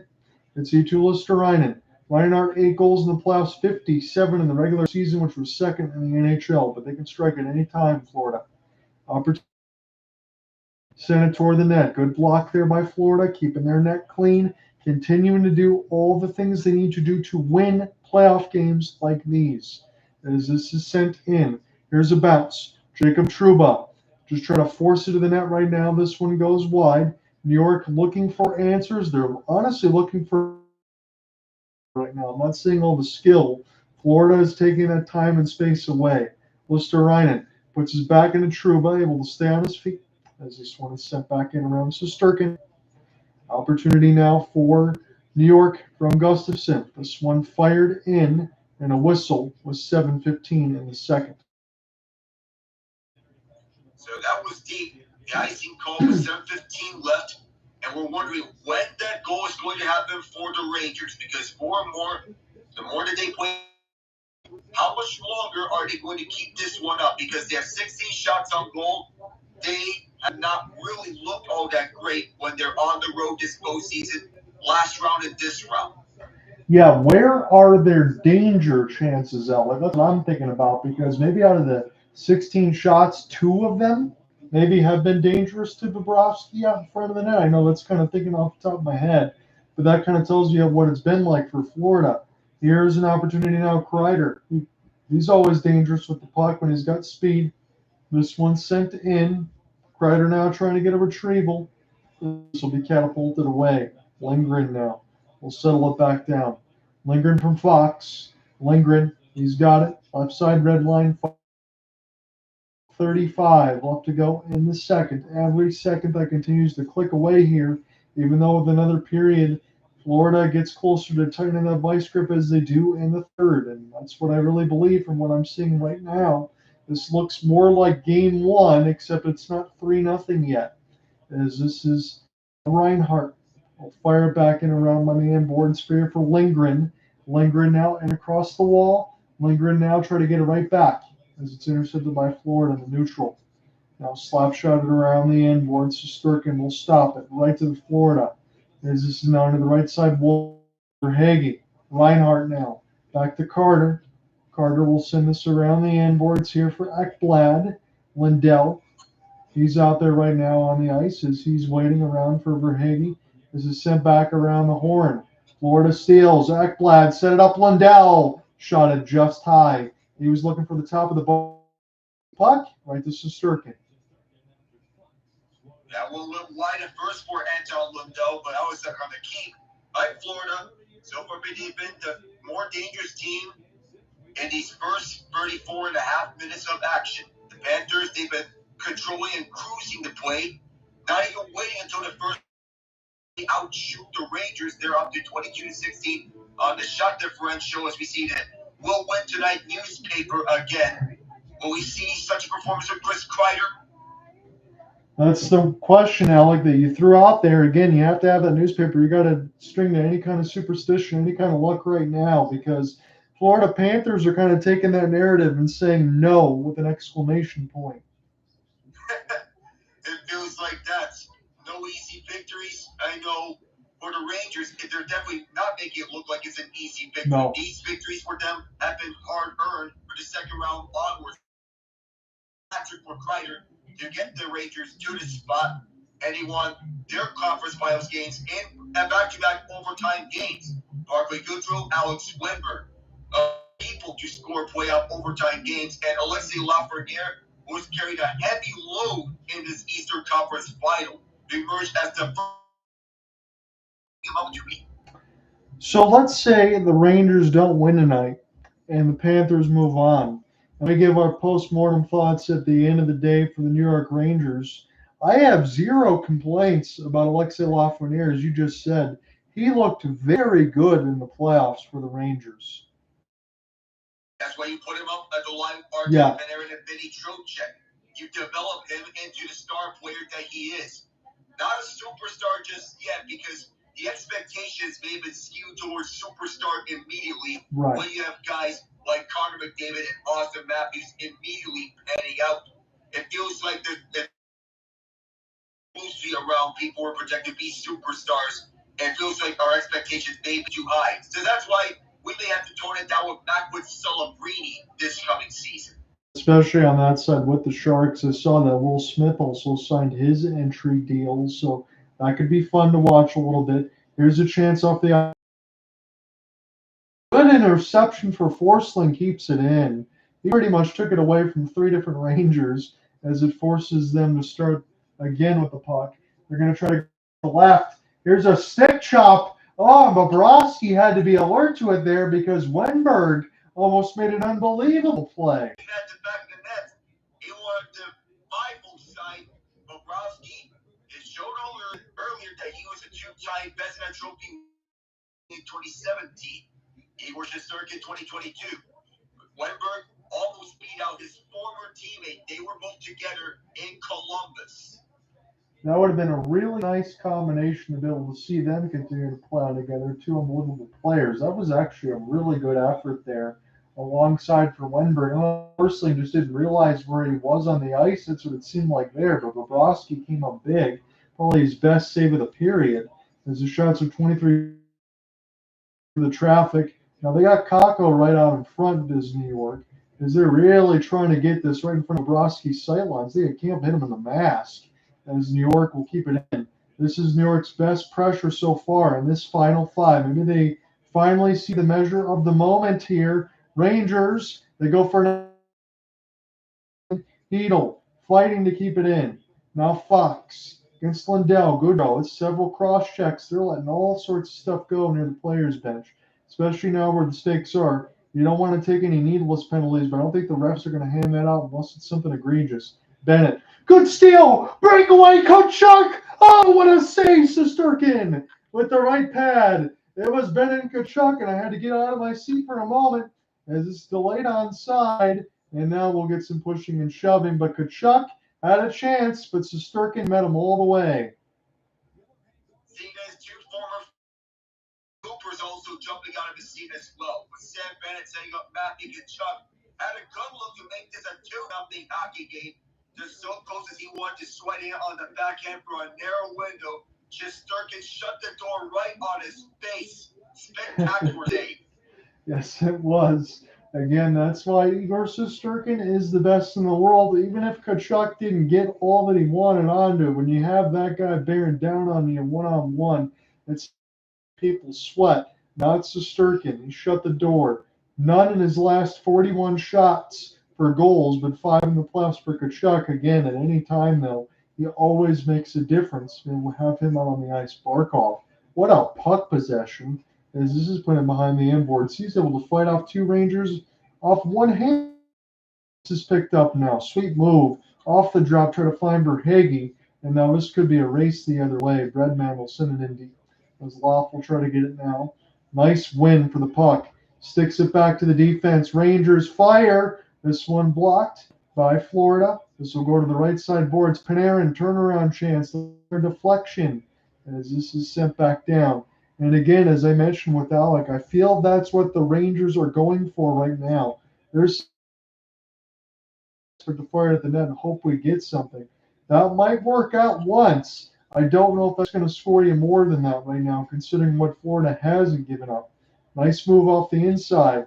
Florida falls down, takes a huge hit. No call, drop a stick. As this is sent back around the inboard, it's not going to make the Emmer Bank Arena crowd happy. As this one sent in, iced against the Blue Shirts. I'm with the Panthers here. I don't know how that was not a penalty, as that was a hit from behind. I think Lawrence might have had the puck, unless there was something else that transpired that could have led to on this. We need to check back the sequence, but Jack Roslovic, he was in the midst of it on Steven Lawrence. I see that too when it happens. Again, they were showing the breakaway, but it looked like that hit was awfully late, and there was a lot of contact with a cross check. This is Brodzinski, can't win the draw. Florida, this is side wall chip as now Itulisterainen. Sitting around the inboards now, Roslovic can't hold it. It's Vlad Tarasenko.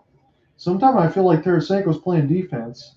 He turns it over. This is off the back skate. Somehow, one-handed, the Florida out of their own end when Tarasenko's pass was anything but poor. As this is picked up now off the long flip. Stick down nicely, but they're going to say blown down with a high stick. I think Tarasenko might got away with something there, Alec, because that pass, that could have went in the back of the net. It could have been. He's usually not someone to play defense throughout his career, whether it be St. Louis or that brief stint with the Rangers or the Senators. But he did play some defense possession, which is strange to see. Yes, it is, and you don't want to have a situation when you're trying to make a play that you shouldn't. You made a pass so they got picked off, and then the Florida Panthers able to get a whistle as it was a center ice draw. New York, 2:25 left to go in the second. If you feel like they're running on a, they need to score now. Here's a chance. Kreider, good save. Roski right in off the rush as Florida able to get this out to the neutral zone. Again, I'm sensing a New York push right now. They know they need it. This has not been their best game. Florida's been all over it, but it's only one. As this is near the right side corner, here's Arister Miller. Bounces backwards and then down the zone. This was going behind Bobrovsky out in front of his net, and now back to the Rangers on the defensive side. That was an open net as Mika will get the other way. Now an opportunity for Florida. Off the rush near the right wing, drive. This shot will go high. Looking for a Reinhart stick to pick it back up. Montour off his back skate. It is a one-on-one entry with Hedl. Hedl now, spin. Hedl gets it across the wall. Opportunity for a flood. Picked up by the Rangers and goes on a play. That was scary for Bobrovsky, but they got away with it. His defense bailed him out that time. Whenever he is not making the big saves, his defense is always in front of him to stop the puck. Chris Kreider, the closest Ranger to score that time around. I'm not blaming one bit. That was great defense. That was a great defensive effort on a slide job. And then the tie in front between Zibanejad and Bennett. Bobrovsky, he stumbled a bit. But Zibanejad, because of the tie-up with Bennett, he couldn't get the shot away. It also was a bouncing puck right in front of him. That's a great call by you. Again, pick down maybe scores it. Couldn't even blame Bobrovsky if he gave one up there. Couldn't expect that crazy Karam off the boards. As here's an opportunity off the draw. Verhaeghe by himself. He'll cut in between the circles now. His wrister goes wide. As this is Trocheck. Now for the bread man. Down to the final minute of the second. Will the Florida Panthers keep their 1-0 edge? Will they go to the Stanley Cup Finals? They'll have another whole period to decide this in regulation at least. Panarin now in his own end. Off the drop, Jacob Trouba. As it's Gustafsson. Here is Panarin. Now Verhaeghe gets the steal. We'll send it in.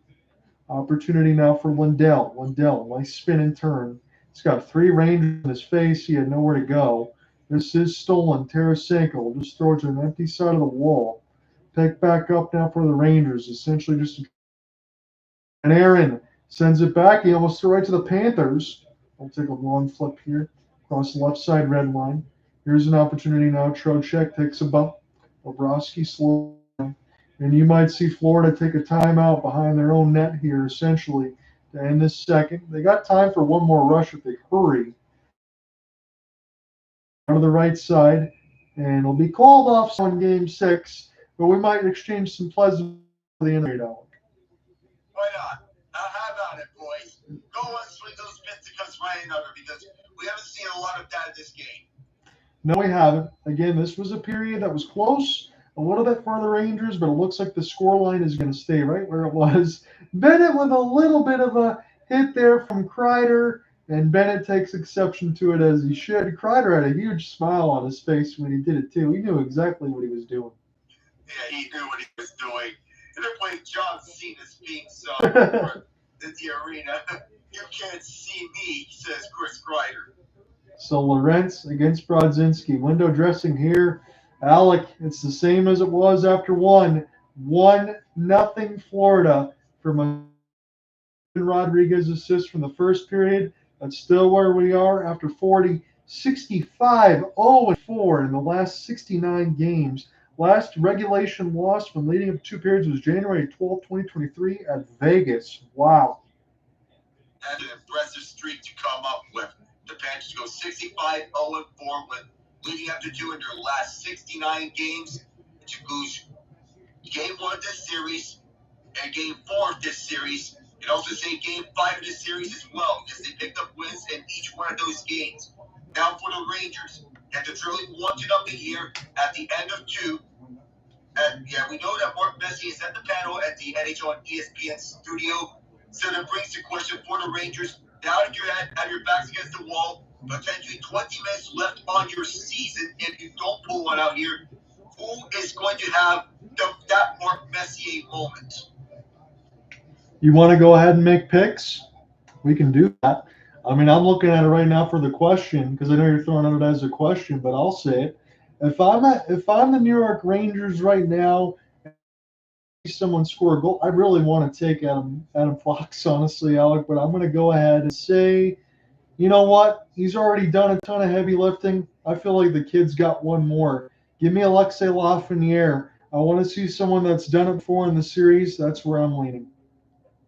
Lafreniere, not a bad pick. He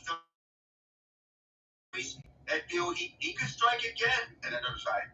The Rangers, if I were to go for a Messier moment, so say if Chris Kreider could get on the board, he's been largely silent in this series outside that Game 5 shorty.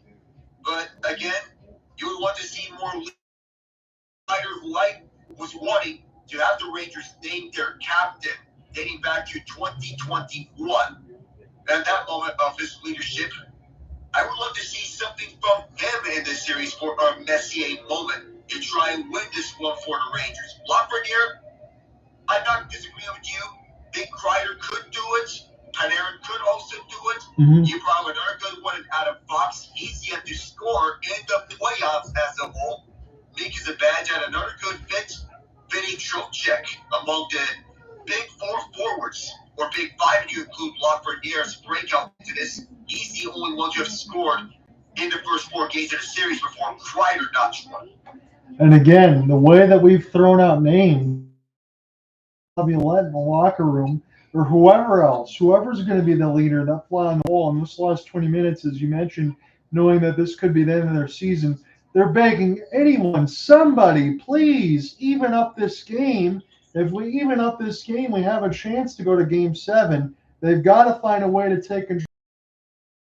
We talked about in the second when we needed that to be important. They had chances, but Alec, I thought that's all that it was. Just a couple of fleeting chances here and there. I still think Florida needed to do what they had to. And now in this third, I think Florida takes another step and closes down like they do. I mean, we could be looking at a final result that we already saw from the first 1-0. It's definitely possible. Yeah, unless we see Panthers at 2-0 or so, just like it was in the Champions League final, with Vinicius Jr. sealing it for Real Madrid after the first goal. Danny Carvajal, who proved to have the game winner off a corner kick. Oh, you got a game winner off a corner kick? That's pretty sick. Yeah, that is. It took 74 minutes for Real Madrid to find the back of the net, and then Vinicius Jr. sealed the deal. What's even more scary is that Real might not even be done. Reportedly, and I hate to say this, but soccer Twitter may be lucky that's not as toxic as basketball Twitter, because reportedly, with them being the favorites to land Kylian Mbappe, they might make Kevin Durant going to the Golden State Warriors look like a fan favorite. I agree with you on that one. I happen to know some of the big names. I'm not really a soccer fanatic. I couldn't do that, but if I ever was able to join you in on a broadcast, I don't know how much I'd be able to bring, but I would like to do that. You'd have to take the lead, but yeah, considering all the talent that they have. I think you're right about the Kevin Durant Golden State Warriors thing. That just doesn't seem all that big anymore. It just doesn't seem all that big when you think about it. If you consider all It's not set in stone just yet, but there's some rumors and gossip. The deal is not official, but Vinicius and Jude Bellingham, those are your two best guys for Real Madrid. Bellingham was named the La Liga Player of the Year. You have Mbappe potentially teaming up with Bellingham and Vinicius as a deadly trio. And not to mention about Luka Modric, the vice captain, the vocal leader of Real Madrid, even after the post-run of the team. I'm going to ask you just one quick question about that, and then I'll transition back. I'm just wondering, though, because I don't know how much soccer you covered. I always wondered, in comparison to all the other sports, because I know soccer is the world sport, how do they get so much money to be able to pay these players? That's a question to ask them. Yeah. I'm not an insider towards soccer or anything, but they know that soccer is a real sport. Sure. It's globally known all throughout Europe, Latin America, South America, even in Asia, and even FIFA Women's World Cup got onto down under in Australia and New Zealand just this past year. It was a long time since the last covered a soccer between Spain and England. Spain won that one 1-0, and now it was Real Madrid coming out on top for their 15th championship in their club history. That's insane. It feels like someone made a comparison on my cast at the Champions League final that Real Madrid, they are the UEFA version of the New York Yankees, an evil empire. I like that one. Last thing for me is the World Cup coming next year? 2 years from now. 2 years to from the now. Americas, all over around Canada, USA, and Mexico are the hosts. Okay, so I can't guarantee what you and I are going to both be doing in 2 years' time, because I'm not sure if you're going to be able to be around to do all these casts. I probably will. You got bigger and better things to do in your life. But if you are around in the next couple of years' time, I'm already telling you, let's pencil the dates down. I want to cover the World Cup with you. Well, I want to say something that I definitely want to cover that with you in 2 years' time. The final's going to be at MetLife, just outside of New York City. All throughout the World Cup final. I thought it would be Mexico City because of the historical background of football or soccer around Mexico. It would make a lot of sense. And I thought it was going to be at Estadio Azteca for that. But I did not expect MetLife Stadium. No, and that would probably be for the Mets, and I know that's baseball for them, but the highlight of their franchise for the next couple of years, because the Mets aren't exactly in a great spot right now. Oh, I feel they need to have more pieces around. It can't be just their big names around, and it can't be just Edwin Diaz. No, like Pete Alonso and Frankie Lindor and all. I mean, it's not enough. And again, I saw some of the comments from, what was it, Jorge Lopez, where they were saying maybe it was misinterpreted, maybe it wasn't. Hey, you know what? I'll EFA the guy, and the Mets don't look that good for doing it. I don't think they do, at least. I don't blame him for saying what he said. The Mets really aren't a very good baseball team. I mean, they just got plastered by the Diamondbacks, 10-5 on a Christian Walker third-inning grand slam. That's not a good sign for the Mets. No, it's not. And I kind of wonder if it'll work for them. I know some people talk about that in the baseball circles, but if you're Mr. and Mrs. Met, whoever you got in those mascot uniforms, I can't imagine their days ever very fun at the ballpark. They need to get it going. Yeah, they have to. But there are some better days around for other players. Just look at the Seattle Mariners. They're leading the division, and they're winning against the LA Angels, and it looks like they're going to pick up the win over them 9-0. Let me go ahead, and since you brought up baseball, we might as well make that the transition, because we only got a few more minutes again until we get in the third. But let's talk about it a little bit, because I want to look at the standings and see where we are right now. It's been a while since I checked in there with you. So I'm going to look at this AL West. And here's the thing for me for Seattle. Again, the Rangers might have won some games lately. The Houston Astros trying to win some games lately, but okay, you got the Mariners 5-5 last 10, and you got 4-6 for the Rangers, Astros, Athletic, and I can't believe the Angels are 21-36, and Oakland's better. But nobody's really taking advantage of that AL West. I mean, it's right now, it's now or never. I know we're going to get close to the dog days of summer here, but Seattle, if they can win a few more games here, they could take control of this AL West, and it would benefit them to do so. And it would. Furniture in 20 much because they are the leaders of the AL West. But if you look at the team that's ahead of them, the Kansas City Royals are holding on to a wild card spot at 35-25. The Baltimore Orioles, they're right behind the New York Yankees at 37-19. So, put the Mariners holding on to the division lead and potentially playing a wild card game if they hold on to the division against the Baltimore Orioles. Usually, that would spell trouble for the Mariners, knowing that the AL West is basically last year's AL Central. That's a good comparison because I agree with you completely on that side. I was impressed that the Royals had spent as much money as they did in the offseason to have the run they've had. I know they've lost a few games of late, but Cleveland Guardians, I did not expect them to already be 20 games above 500. It's like every other year for Cleveland. One year they're good, one year they're not. 20-6 at home, though. That is ridiculous.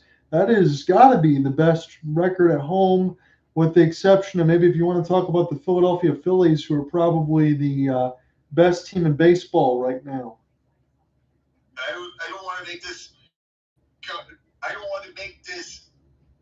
How do you say it? Storyline and punchline towards the Cavaliers, because the fortress for the Guardians is secure at 20-6. It feels like that.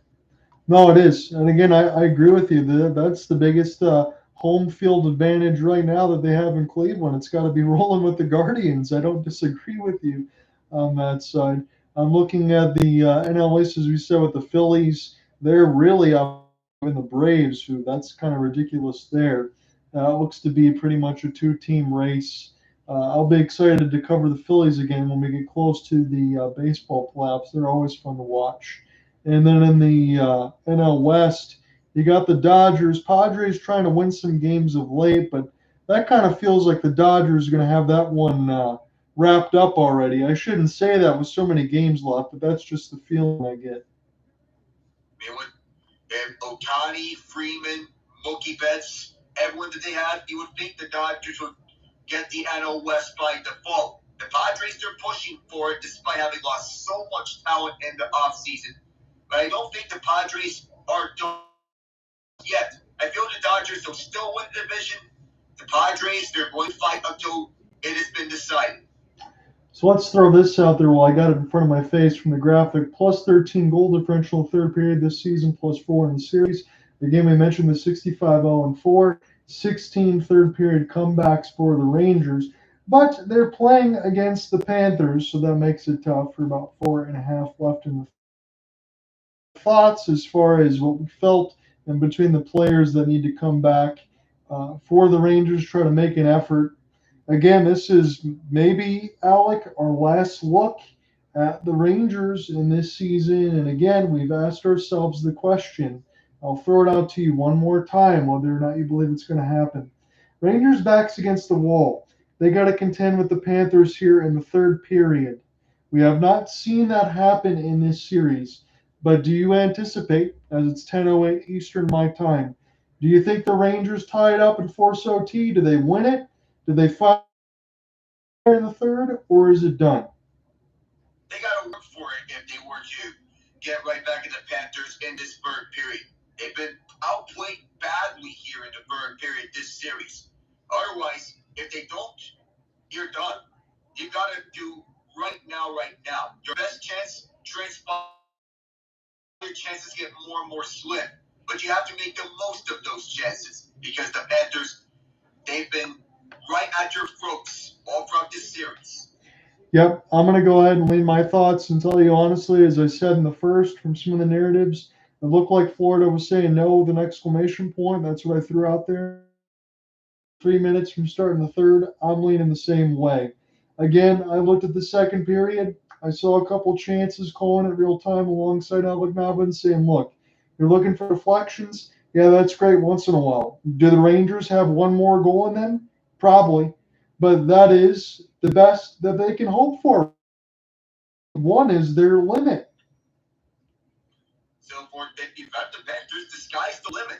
For the Rangers, you have to keep pushing to get to your limits. Yeah, and I don't know if they can do so from what we talked about because it doesn't look like the Panthers are giving them anything. And as I said, I think the Rangers, unless we see something unforeseen in this third period, I don't think it's going to happen right now for New York. And then when Alec and I talk a little bit in the post game, I know he said a long day, so we'll keep that one short. But you have to ask yourself again, because I know I asked Cooper this during the free agency frenzy. You've had all these changes. You've had some additions there with Panarin, Chris Kreider, Mika Zibanejad, Alexis Lafreniere, core group mix. Lafreniere and Hedl are young kids. But Mika Zibanejad, Chris Kreider, Panarin, Trocheck, those guys aren't getting any younger. And it kind of makes you wonder what the ceiling is going to be for the New York Rangers eventually if they don't get it done soon.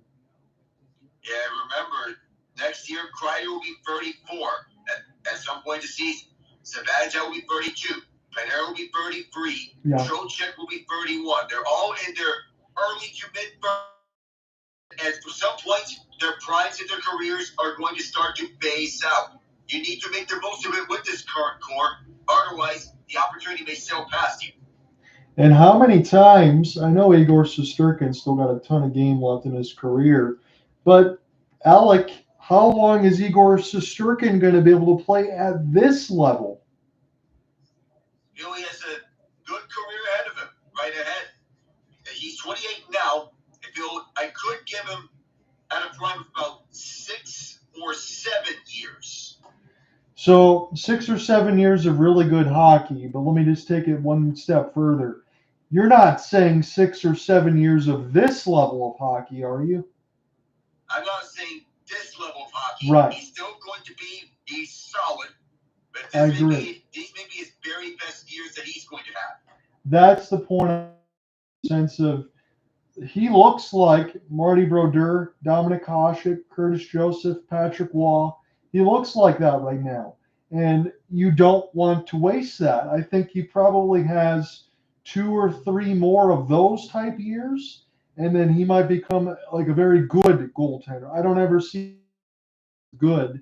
He's always going to be a starter. But, I mean, he's playing bonkers level right now. And I don't know how many goalies can play as good as he is, because we mentioned this right now. For as good as everything sounds, the only reason they're in the spot that they are right now is because of Shesterkin. And he's putting the team on his back. Where's the pushback from everyone else? We need to see that here in this third period. Yeah, we don't get it. It's done. It's 24-18 on shots. The shot attempts are 54-43. A lot of that forced from the point. Scoring chances 7 for Florida. Scoring chances off the rush 6-2. Third period goals this series, not edge 6-2. And a lot of the times in this series, we've told you this. There's been some outliers. Okay, the 3-0, we marked that one down. The 5-3. When goals are scored, goals are at a premium because you have Bobrovsky and Shesterkin. Now it's going to be at a premium in Game 6 as we start this third period. It's 1-0 Florida, still from Sam Bennett and Evan Rodriguez in the first. We're just starting the third. So what are we going to see now? Chances this season, again, another point, this series, 32-12 Panthers. As this is Florida now. This was a 1-on-3 essentially. This will go to Evan Rodriguez. Off the drop, Bennett. Bennett now circles dangerously. Shesterkin already opens the period with a pretty Panarin sweet move. Panarin now slowly trying to get this one ahead for Lafreniere. This will go back. Lafreniere put it around the inboards now for Bobrovsky. As this is off the window. Reinhart will shovel it in an open area. Smartly there, Barkov. They'll use reverse pivot. Reinhart, backhand. Slap shot. Good save. Shesterkin, no rebound.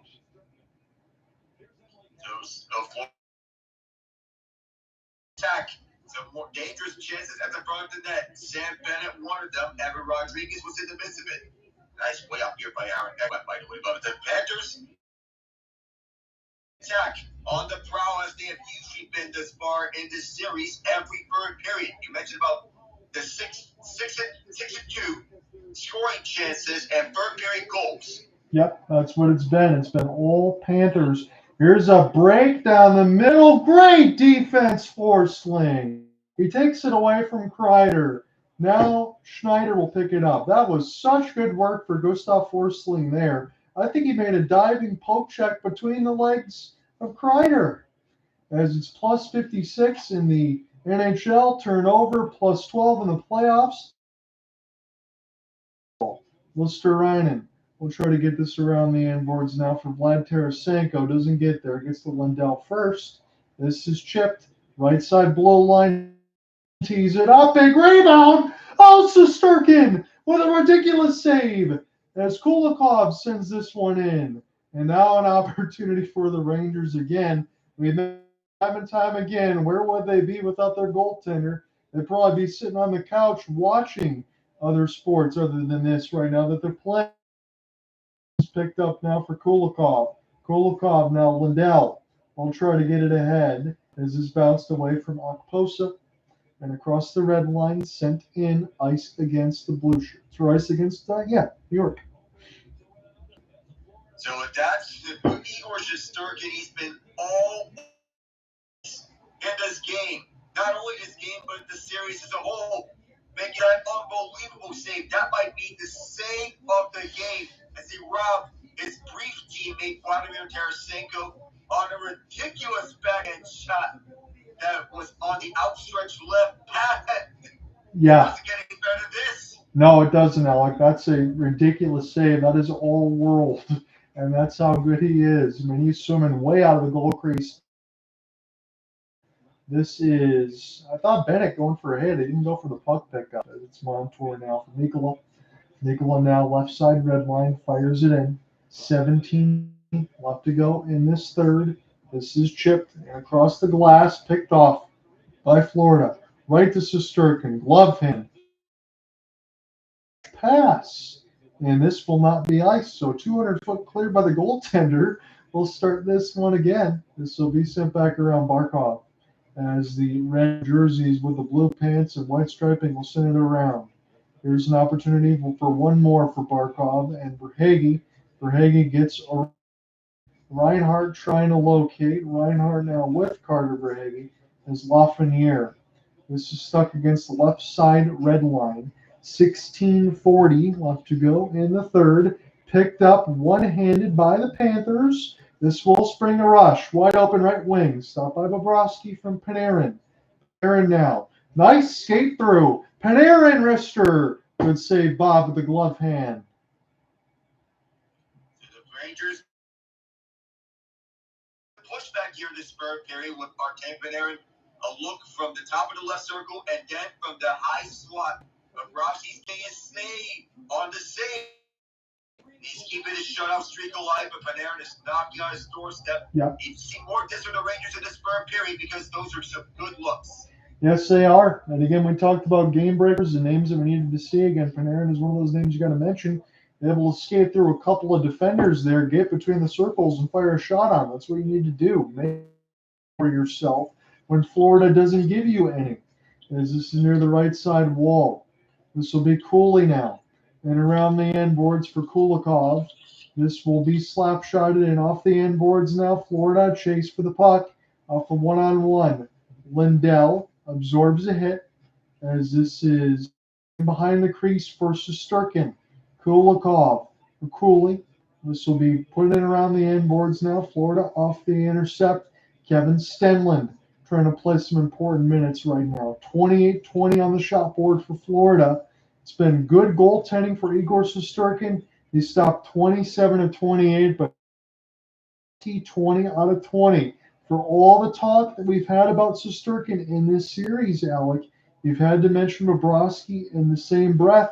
It's not been light years ahead. It's been two goaltenders playing each other pretty even. As Lusterinen loses it. Now New York Try to get it the other way. Beautiful pass in transition. Oh, what a clean-up crew of a hit. Is this not the other way? Here's an opportunity for Tarasenko. Tarasenko drive. His pass gets blocked off. Florida laying the wood once again off the hit in transition. Is this one sent in? Opportunity now as 5 minutes have been exhausted in this third period. John here with you alongside Alec Nava. Glove down out of the air by Tkachuk. They'll look to get open on the wing side. Bennett will take it the other way. And we get a whistle. 14:46 left in the third. Clean up on aisle 62. I noticed too, I have a number along aisles. You see those at hardware stores like Lowe's and Home. Oh, yeah, we're getting an injured linesman down here. I believe that's 87 Devin Bird, who's down. Oh, that's awful. That's the second time we've heard of an official being down. And good thing that Steve Kozari is all right as he healed up. He's favoring his face. He took a puck. Rodriguez on the instep. So that one's going to hurt a little bit off the clear. Hopefully he's okay. Hopefully nothing's broken, but it's going to take a little while to stand up when you're blocking shots. I don't think the referees, Alec, are wearing nearly as much padding as the players are. Oh, yeah. He's still down. Gained some attention by the Panthers medical staff. Chris Rooney's checking on him. He's back up on his feet. So I feel Devin Bird, as tough a warrior he is, he's going to fight it off. And he's forgiven. So Rodriguez apologizes to him. He's forgiven. Yeah, everything inadvertent there. It looks like, as you said, skater in his own power. He might have to shake off the pain a little bit. He's going to feel that. Again, blocking shots. That is not a life I would want if I'm a hockey player, referee, or anything else. You've got to be fearless. And even, again, I know Chris sustained an injury. I don't know what they shot him up with in the last game, Alec, but he was still out there for the Dallas Stars. He was on that game 5 in the airport. It's crazy, the pain threshold that some of these guys have to play this sport. This is bounced up in the air. Miller knocks it down. Now it's for a slap shot behind the point. And now the Rangers will take a long flip. This will be off the stick chop. Kreider will send this one down deep. Again, still 1-0 Florida. It's been that way since the end of the first period. There's a puck bounce. Picked up now for Alexander Barkov. Will get sticked away. When is New York going to find the answer? Is Bobrovsky even going to open the door? Because he's been brilliant. Barclay, Goodrow. Ekblad, it's very busy behind Bobrovsky's office. Good traffic in front. Gloved out of the air like a fly. Back to Fox. Can he shoot it? He's a goal. Kaapo deflection. And this one picked up by Aaron Ekblad, not cleared out. This is what New York wants right now. Get Florida to chase and tire them out. Lundell able to get this one the other way. Florida's got a chance with Sasha. One-handed. He tried to cut it off. That could have been absolutely dangerous for New York because Sasha Barkov makes it 2-0. Their season's probably done the way this game's going. And behind the end boards now for Gustav Forsling. Forsling can't make the easy play as this one's sent in by the Rangers. It puts Ekblad down to a knee. Forsling will try one more time. We'll just send this one skyward. And now back to Lafreniere in his own end. Lafreniere from Trouba. He will take a hit near the player's bench. He's still out there right now. This is back to Jacob Trouba. 9 hits for Vinny Trocheck, just 1 shot. Important part for Florida. Keep him off that shot board as much as possible. Opportunity now. This will be knocked away beautifully through the neutral zone. Again, Florida just denying the space. This goes up and on a play. 12:41 left. The Rangers, they need more. So you start with something, but you get not short-handed. Even a strength breakaway chance for Sasha Barkov, with Artemi poking away at the last moment. Kind of reminded me when Brent Burns had a breakaway in the Stanley Cup final to be sticked away by Chris Konitz. Those are not names on both sides that we expect to have breakaways and make the plays, but yet that was for Panarin. Nicely done on the defensive end. Not much we see of him at the defensive end. He's more of an offensive guy. That's why you have the defensive route to build around Peter Laviolette, winning coach who knows a thing or two about championship winning. To have someone like that and coach up to your team to the fullest. Question is, they need the next one. We just don't know who's it going to be, but they had some looks from Panarin. They did. And again, I echo your thoughts here as I'm sitting here and looking. I always just kind of glance at the roster sheets on both sides. You're doing the play-by-play, both mixed in. We'll mix back in on the tomorrow side. I want to imagine to keep you fresh as well. So I'll take the lifting because you've done the last matchup. But as I continue to look, I feel like if I'm on the New York side, Alec, I pray because I look at these names and it's just not popping out at me right now. One of them is going to get a goal. I feel like every minute that continues to tick by, Florida is going to be happy in that handshake line. If you hold Miami and Fort Lauderdale, Yeah. they're watching on their feet, especially those prominent around the city. Heat fans, Dolphins fans, Inter Miami fans as well. Even Lionel Messi and Jimmy Butler, and even Pitbull, to name some. They're on there and may be watching this closely. What I'd say, this is only half jokingly, maybe not Jalen Waddle because he's probably still counting the money in his bank account after signing a big deal, isn't it? He is, after the recent contract extension that he got with the Fins. And that was definitely needed. Again, Tyreek Hill and Jalen Waddle, that's like the best duo you could have as far as speed-wise. Third period goals this season for New York. They need number 5 if their season is going to be extended. 28 comeback wins was the most, and the regular season 6 is tied for the most, but they are playing the Florida Panthers. That is the ultimate X factor the other way. This team is very complete. And again, even for everything that we talked about with the Oilers, that's the one thing I look at as far as playing the Panthers. I just don't know who beats them until it actually happens, as this is recollected, especially being so motivated and getting back there from last year and just not having health. Because to be quite frank, if they were completely healthy against Vegas, they might have won it last year for the first time, as this one is sent in. Now, down. We are almost under the 10-minute mark, almost halfway to go here as Bennett. He'll get his own chip and chase. Bennett, what a drive. He didn't like the shoot. He tried to leave it here for Tkachuk. And this one now starts for the Rangers. Good outstretched pass from 150. As Aaron and a stick lift the other way. Rodriguez absorbs a hit as this is near the right side wall. What is going to happen here? It's bounced up in the air. This one is back in through the neutral zone now for New York every single time. It's like an elevator. You press the call button and it never opens. When you're playing against the Florida defense. Now back around for Kilikov. Lundell. He'll have to watch as New York is on the outside. Here's a turnaround shot. Again, blocked. They got all sorts of traffic in front of the lanes. And their offense has essentially been just trying to get tips out in front. Lundell! Oh, what a magnificent pass! 2-0!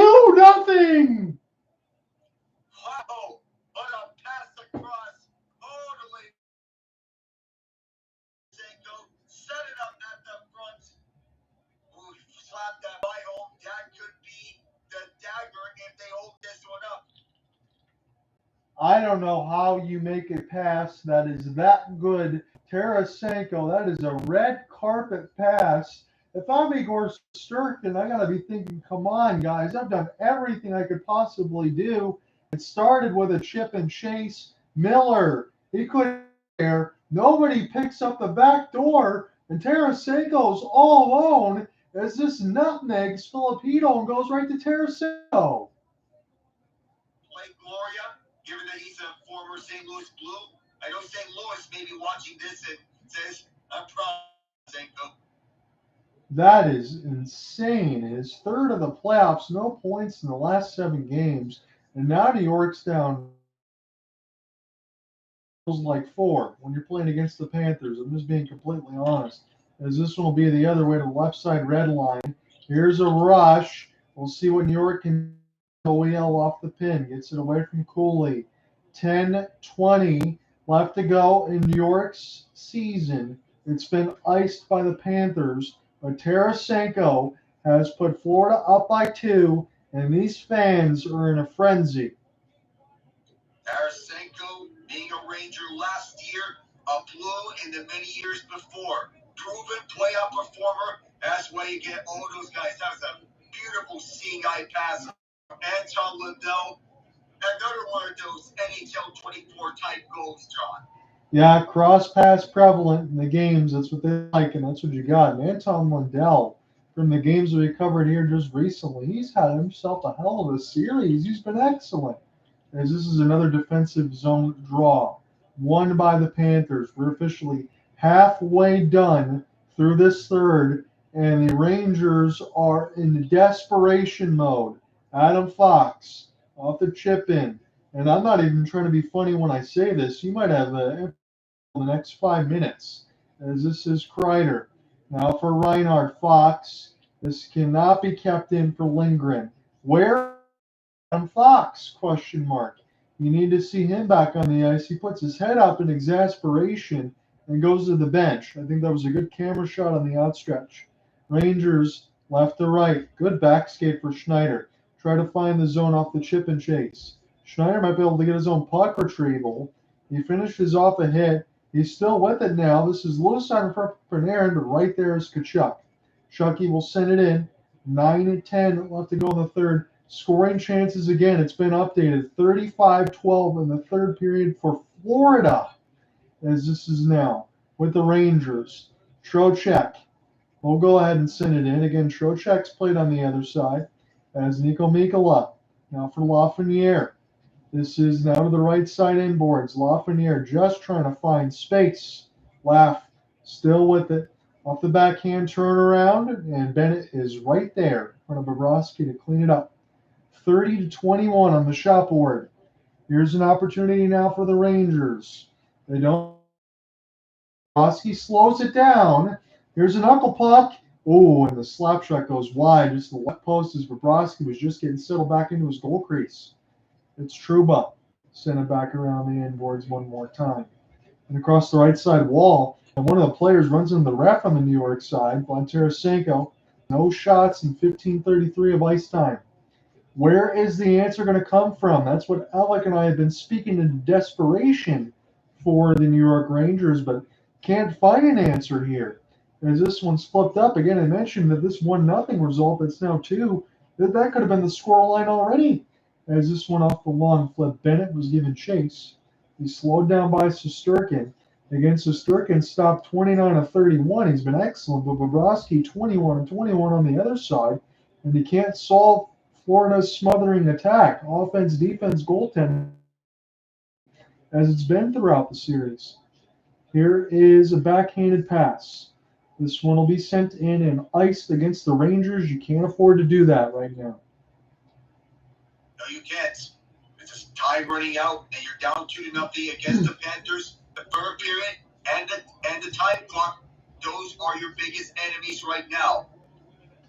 So I know they're showing it tomorrow between Dallas and Edmonton. We'll be on the call with you about 8:15 on the side.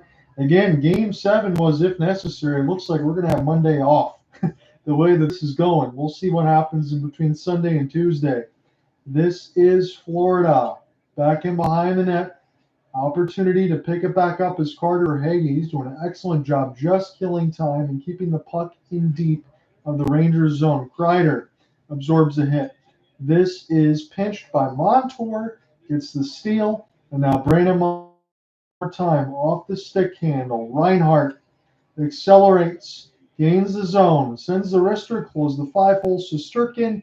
Offensive zone draw for Florida. I think we'll get a commercial before that. But it is all Panthers, courtesy of Lundell and Tarasenko. Heavenly. Another NHL 24 type play, just like both those goals have been. We speak of NHL 24. You hit those one-time goals past the goaltender. Yep. Sweet fees. Of course, that's. Oh my God. Couldn't get much. Hopefully, if you have to work and all that, Alec, I'm not trying to keep you on that side. So if you're busy, no worries.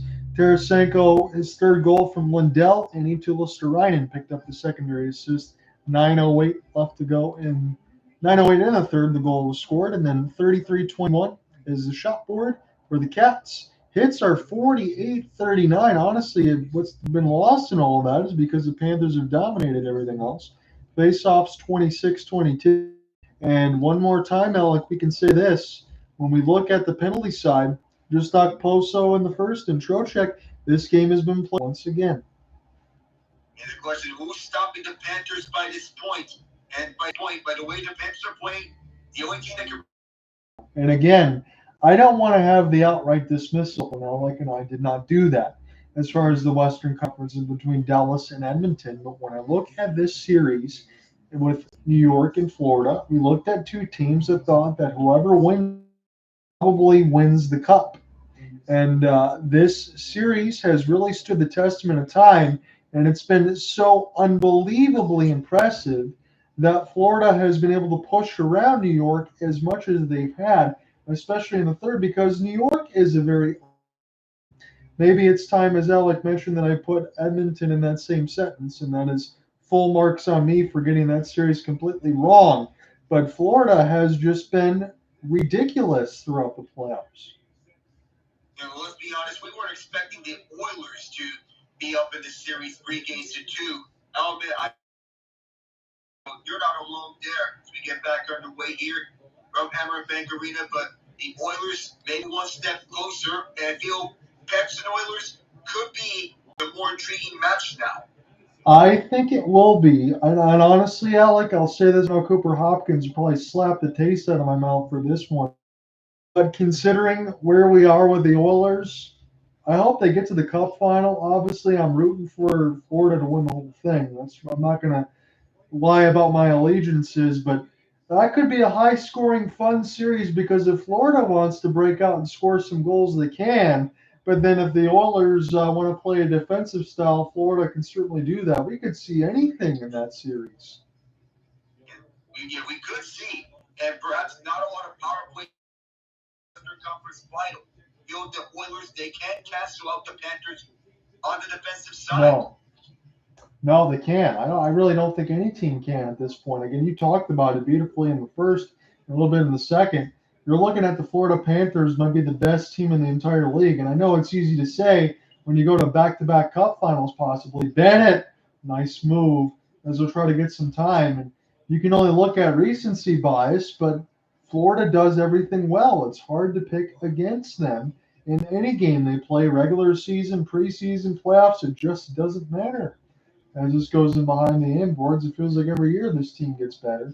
Tkachuk's still young as well. So is Barkov. As this is picked up off the backhand, Mika sent it right toward the net. Shesterkin's got it. Shesterkin throws a blocker punch on Evan Rodriguez. Oh, he's having none of that. He is frustrated. His team is frustrated.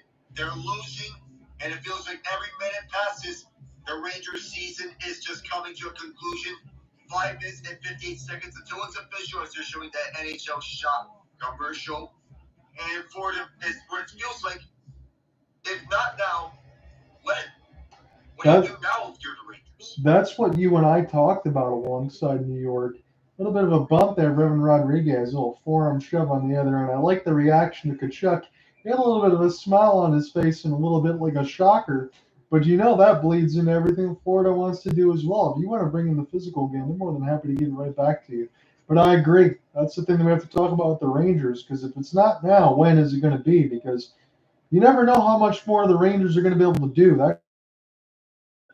I just don't know if it's going to last forever. And if you're Peter Laviolette, I don't think your job security is in any danger, but this might be the best the Rangers can do, as this is Verhaeghe. And across the inboards now for Trouba. Trouba will slow it down off the outstretched pass. Here's a pick of Florida. 5:15 thereabouts left to go in the third. Jonathan with you alongside Alec Nava as this is chipped ahead. Florida steals again. And this car feels like it's stuck in neutral. They got to put this in overdrive right now. I don't care if you're pulling your goalie right now. You got to press for offense here. You're down 2. Here's the finish of a hit for New York. It's Etulis by himself of a one-on-one now. Is this one sent in? Kilikov. He presses, but he missed. This could be. Sends it near the right side boards. Lindgren off the finish. He stays on his feet. This is pinned against the boards now for OEL, and now pushed beautifully the other way. Florida just making the right play, sending the puck in deep and trying to solidify their win. This could be as dominant of a game as they played from game one. As this is, even though 33-20 on the shot board, I'm surprised New York has that many shots. Ball left side dot. This goes up the outside, so Sturkin makes the save. Bennett now again. What a pass in behind the net for Reinhart. Now Reinhart will hold the puck smartly. Put this back in behind. 4 minutes left to go in New York's season. Again, it's not going to be as devastating as it was a year before against the Devils at home at MSG when we called that one. But this one's still going to hurt nonetheless because New York is a strong team, but Florida has proved to be too much, and they got to find some sort of offense here. Fox, Lafreniere, and behind Igor right now in Florida as this is sent toward the left side. New York has it. This is putting it around the inboards. Trocheck on one knee. Adam Fox. What's he going to do? He'll chip it right out in front. This has to be off the outreach, and Panarin can't hold the pass in. He's got to start again. Panarin finds the entry off a 1-on-3, stays on his feet. The rest of his team went for a change. It's loose out in front. Bobrovsky said no. Now New York down to 3 minutes. They need goals. Good shot block. This is Florida. They'll chip it out. 2:50 left to go in the third. 2-0 Florida. Sam Bennett, Vlad Tarasenko with the goals. Towels are waving at Bank Arena.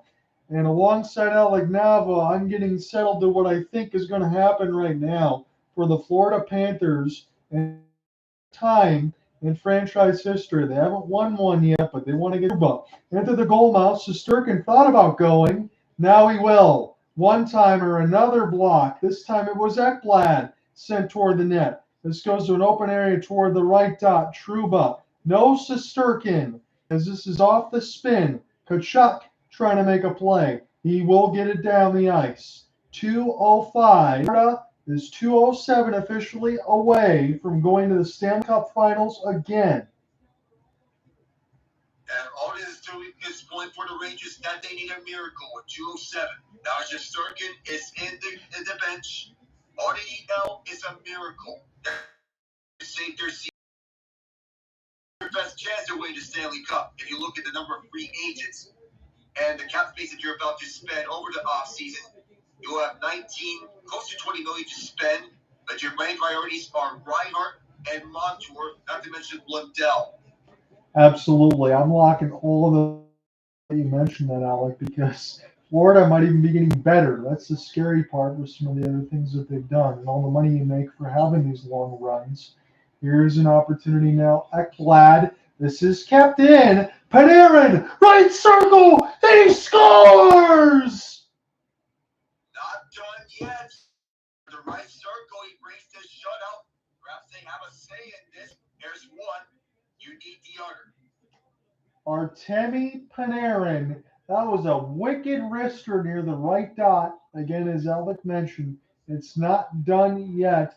Ekblad tried to clear this across the glass. That was a beautiful stick into the neutral zone to get it back in. Bobrovsky, no chance, as that was just blasted top bar down. That is why you pay him the big bucks. I mean, that shot was perfect. That was dead center, top bar down.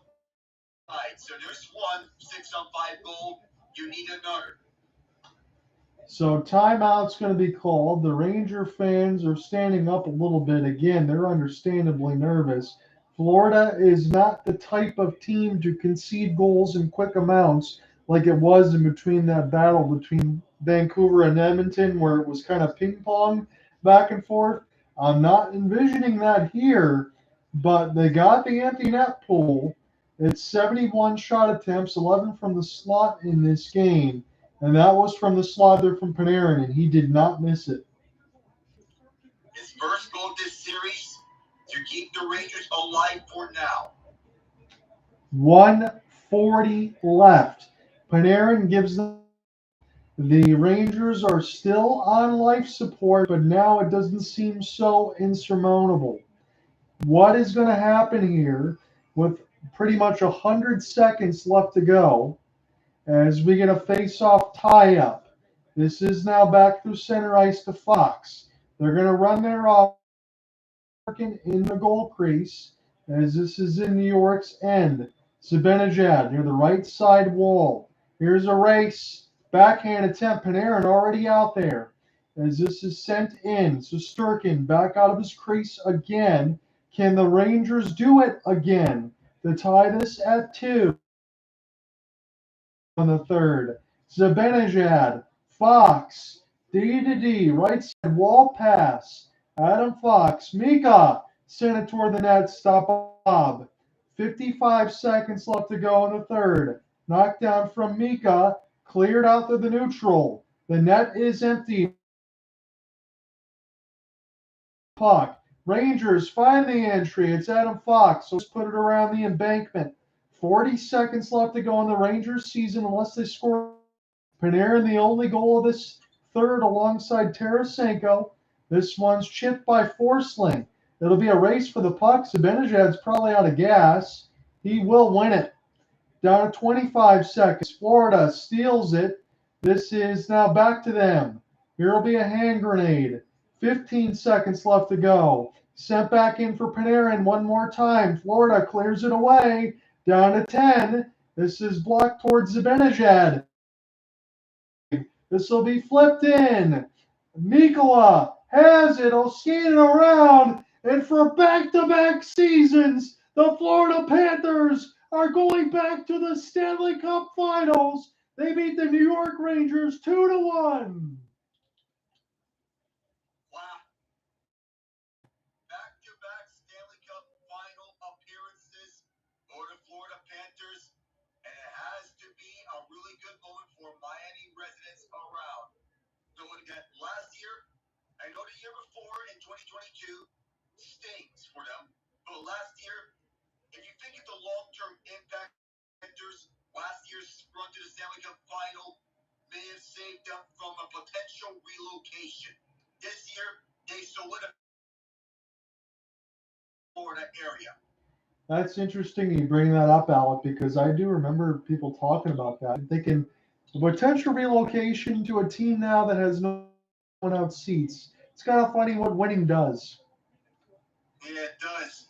That you're a winning franchise and you collect all these wins now, all the way to back-to-back Stanley Cup final appearances, their second straight, their fifth straight year that a Florida team has made it to the Stanley Cup final. And between the Panthers and Lightning might have been a passing of the torch.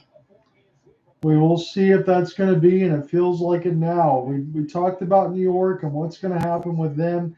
We know that they're going to be a good team, but how much longer is this core going to be able to get the job done? And is this might be for the New York Rangers, you might be looking at it. For the Florida Panthers, certainly feels like they're steps above their competition for as hard as the Eastern Conference is. We're looking at that torch being passed as far as the Panthers are concerned. We'll see what happens tomorrow night between the Edmonton Oilers and the Dallas Stars. I can't wait for that one. But Florida, they'll take some of their time off. They're going to wait to see who their opponent's going to be. Alec, the way that they pushed around the New York Rangers in this series, I know these games have been close, one-goal games here and there. Certainly didn't feel like it, not to my four eyes. Certainly did not. The Panthers, they were the far better team. For all to talk about the Rangers winning the President's Trophy, their comebacks, the Hurricanes, and all of that, the Panthers, they have solidified themselves as the class of the Eastern Conference now. They're far beyond everyone else, topping them all offensively, defensively, even goaltending-wise. We're someone in that department with Sergei Bobrovsky. That's why you paid the big bucks to him. We had questions about that signing early on as he struggled to fit in. But now, fit. There were goaltending carousels early on between him, Chris Drieger, and even a young Spencer Knight.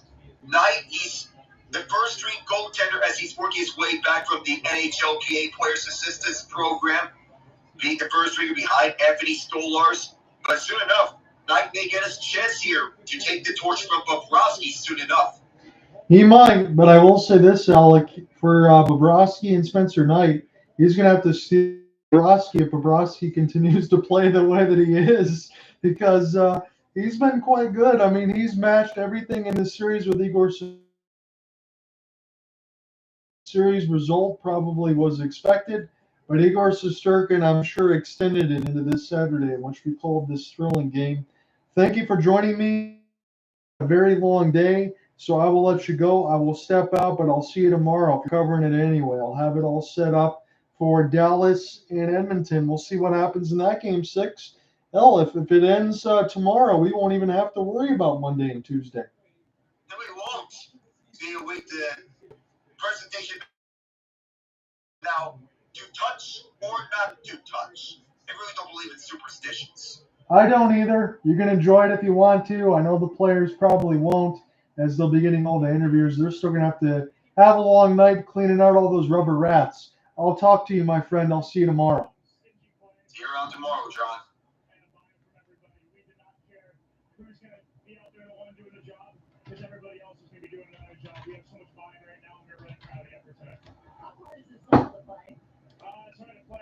Well, that's it. Florida Panthers, they punched their ticket to the Stanley Cup Finals.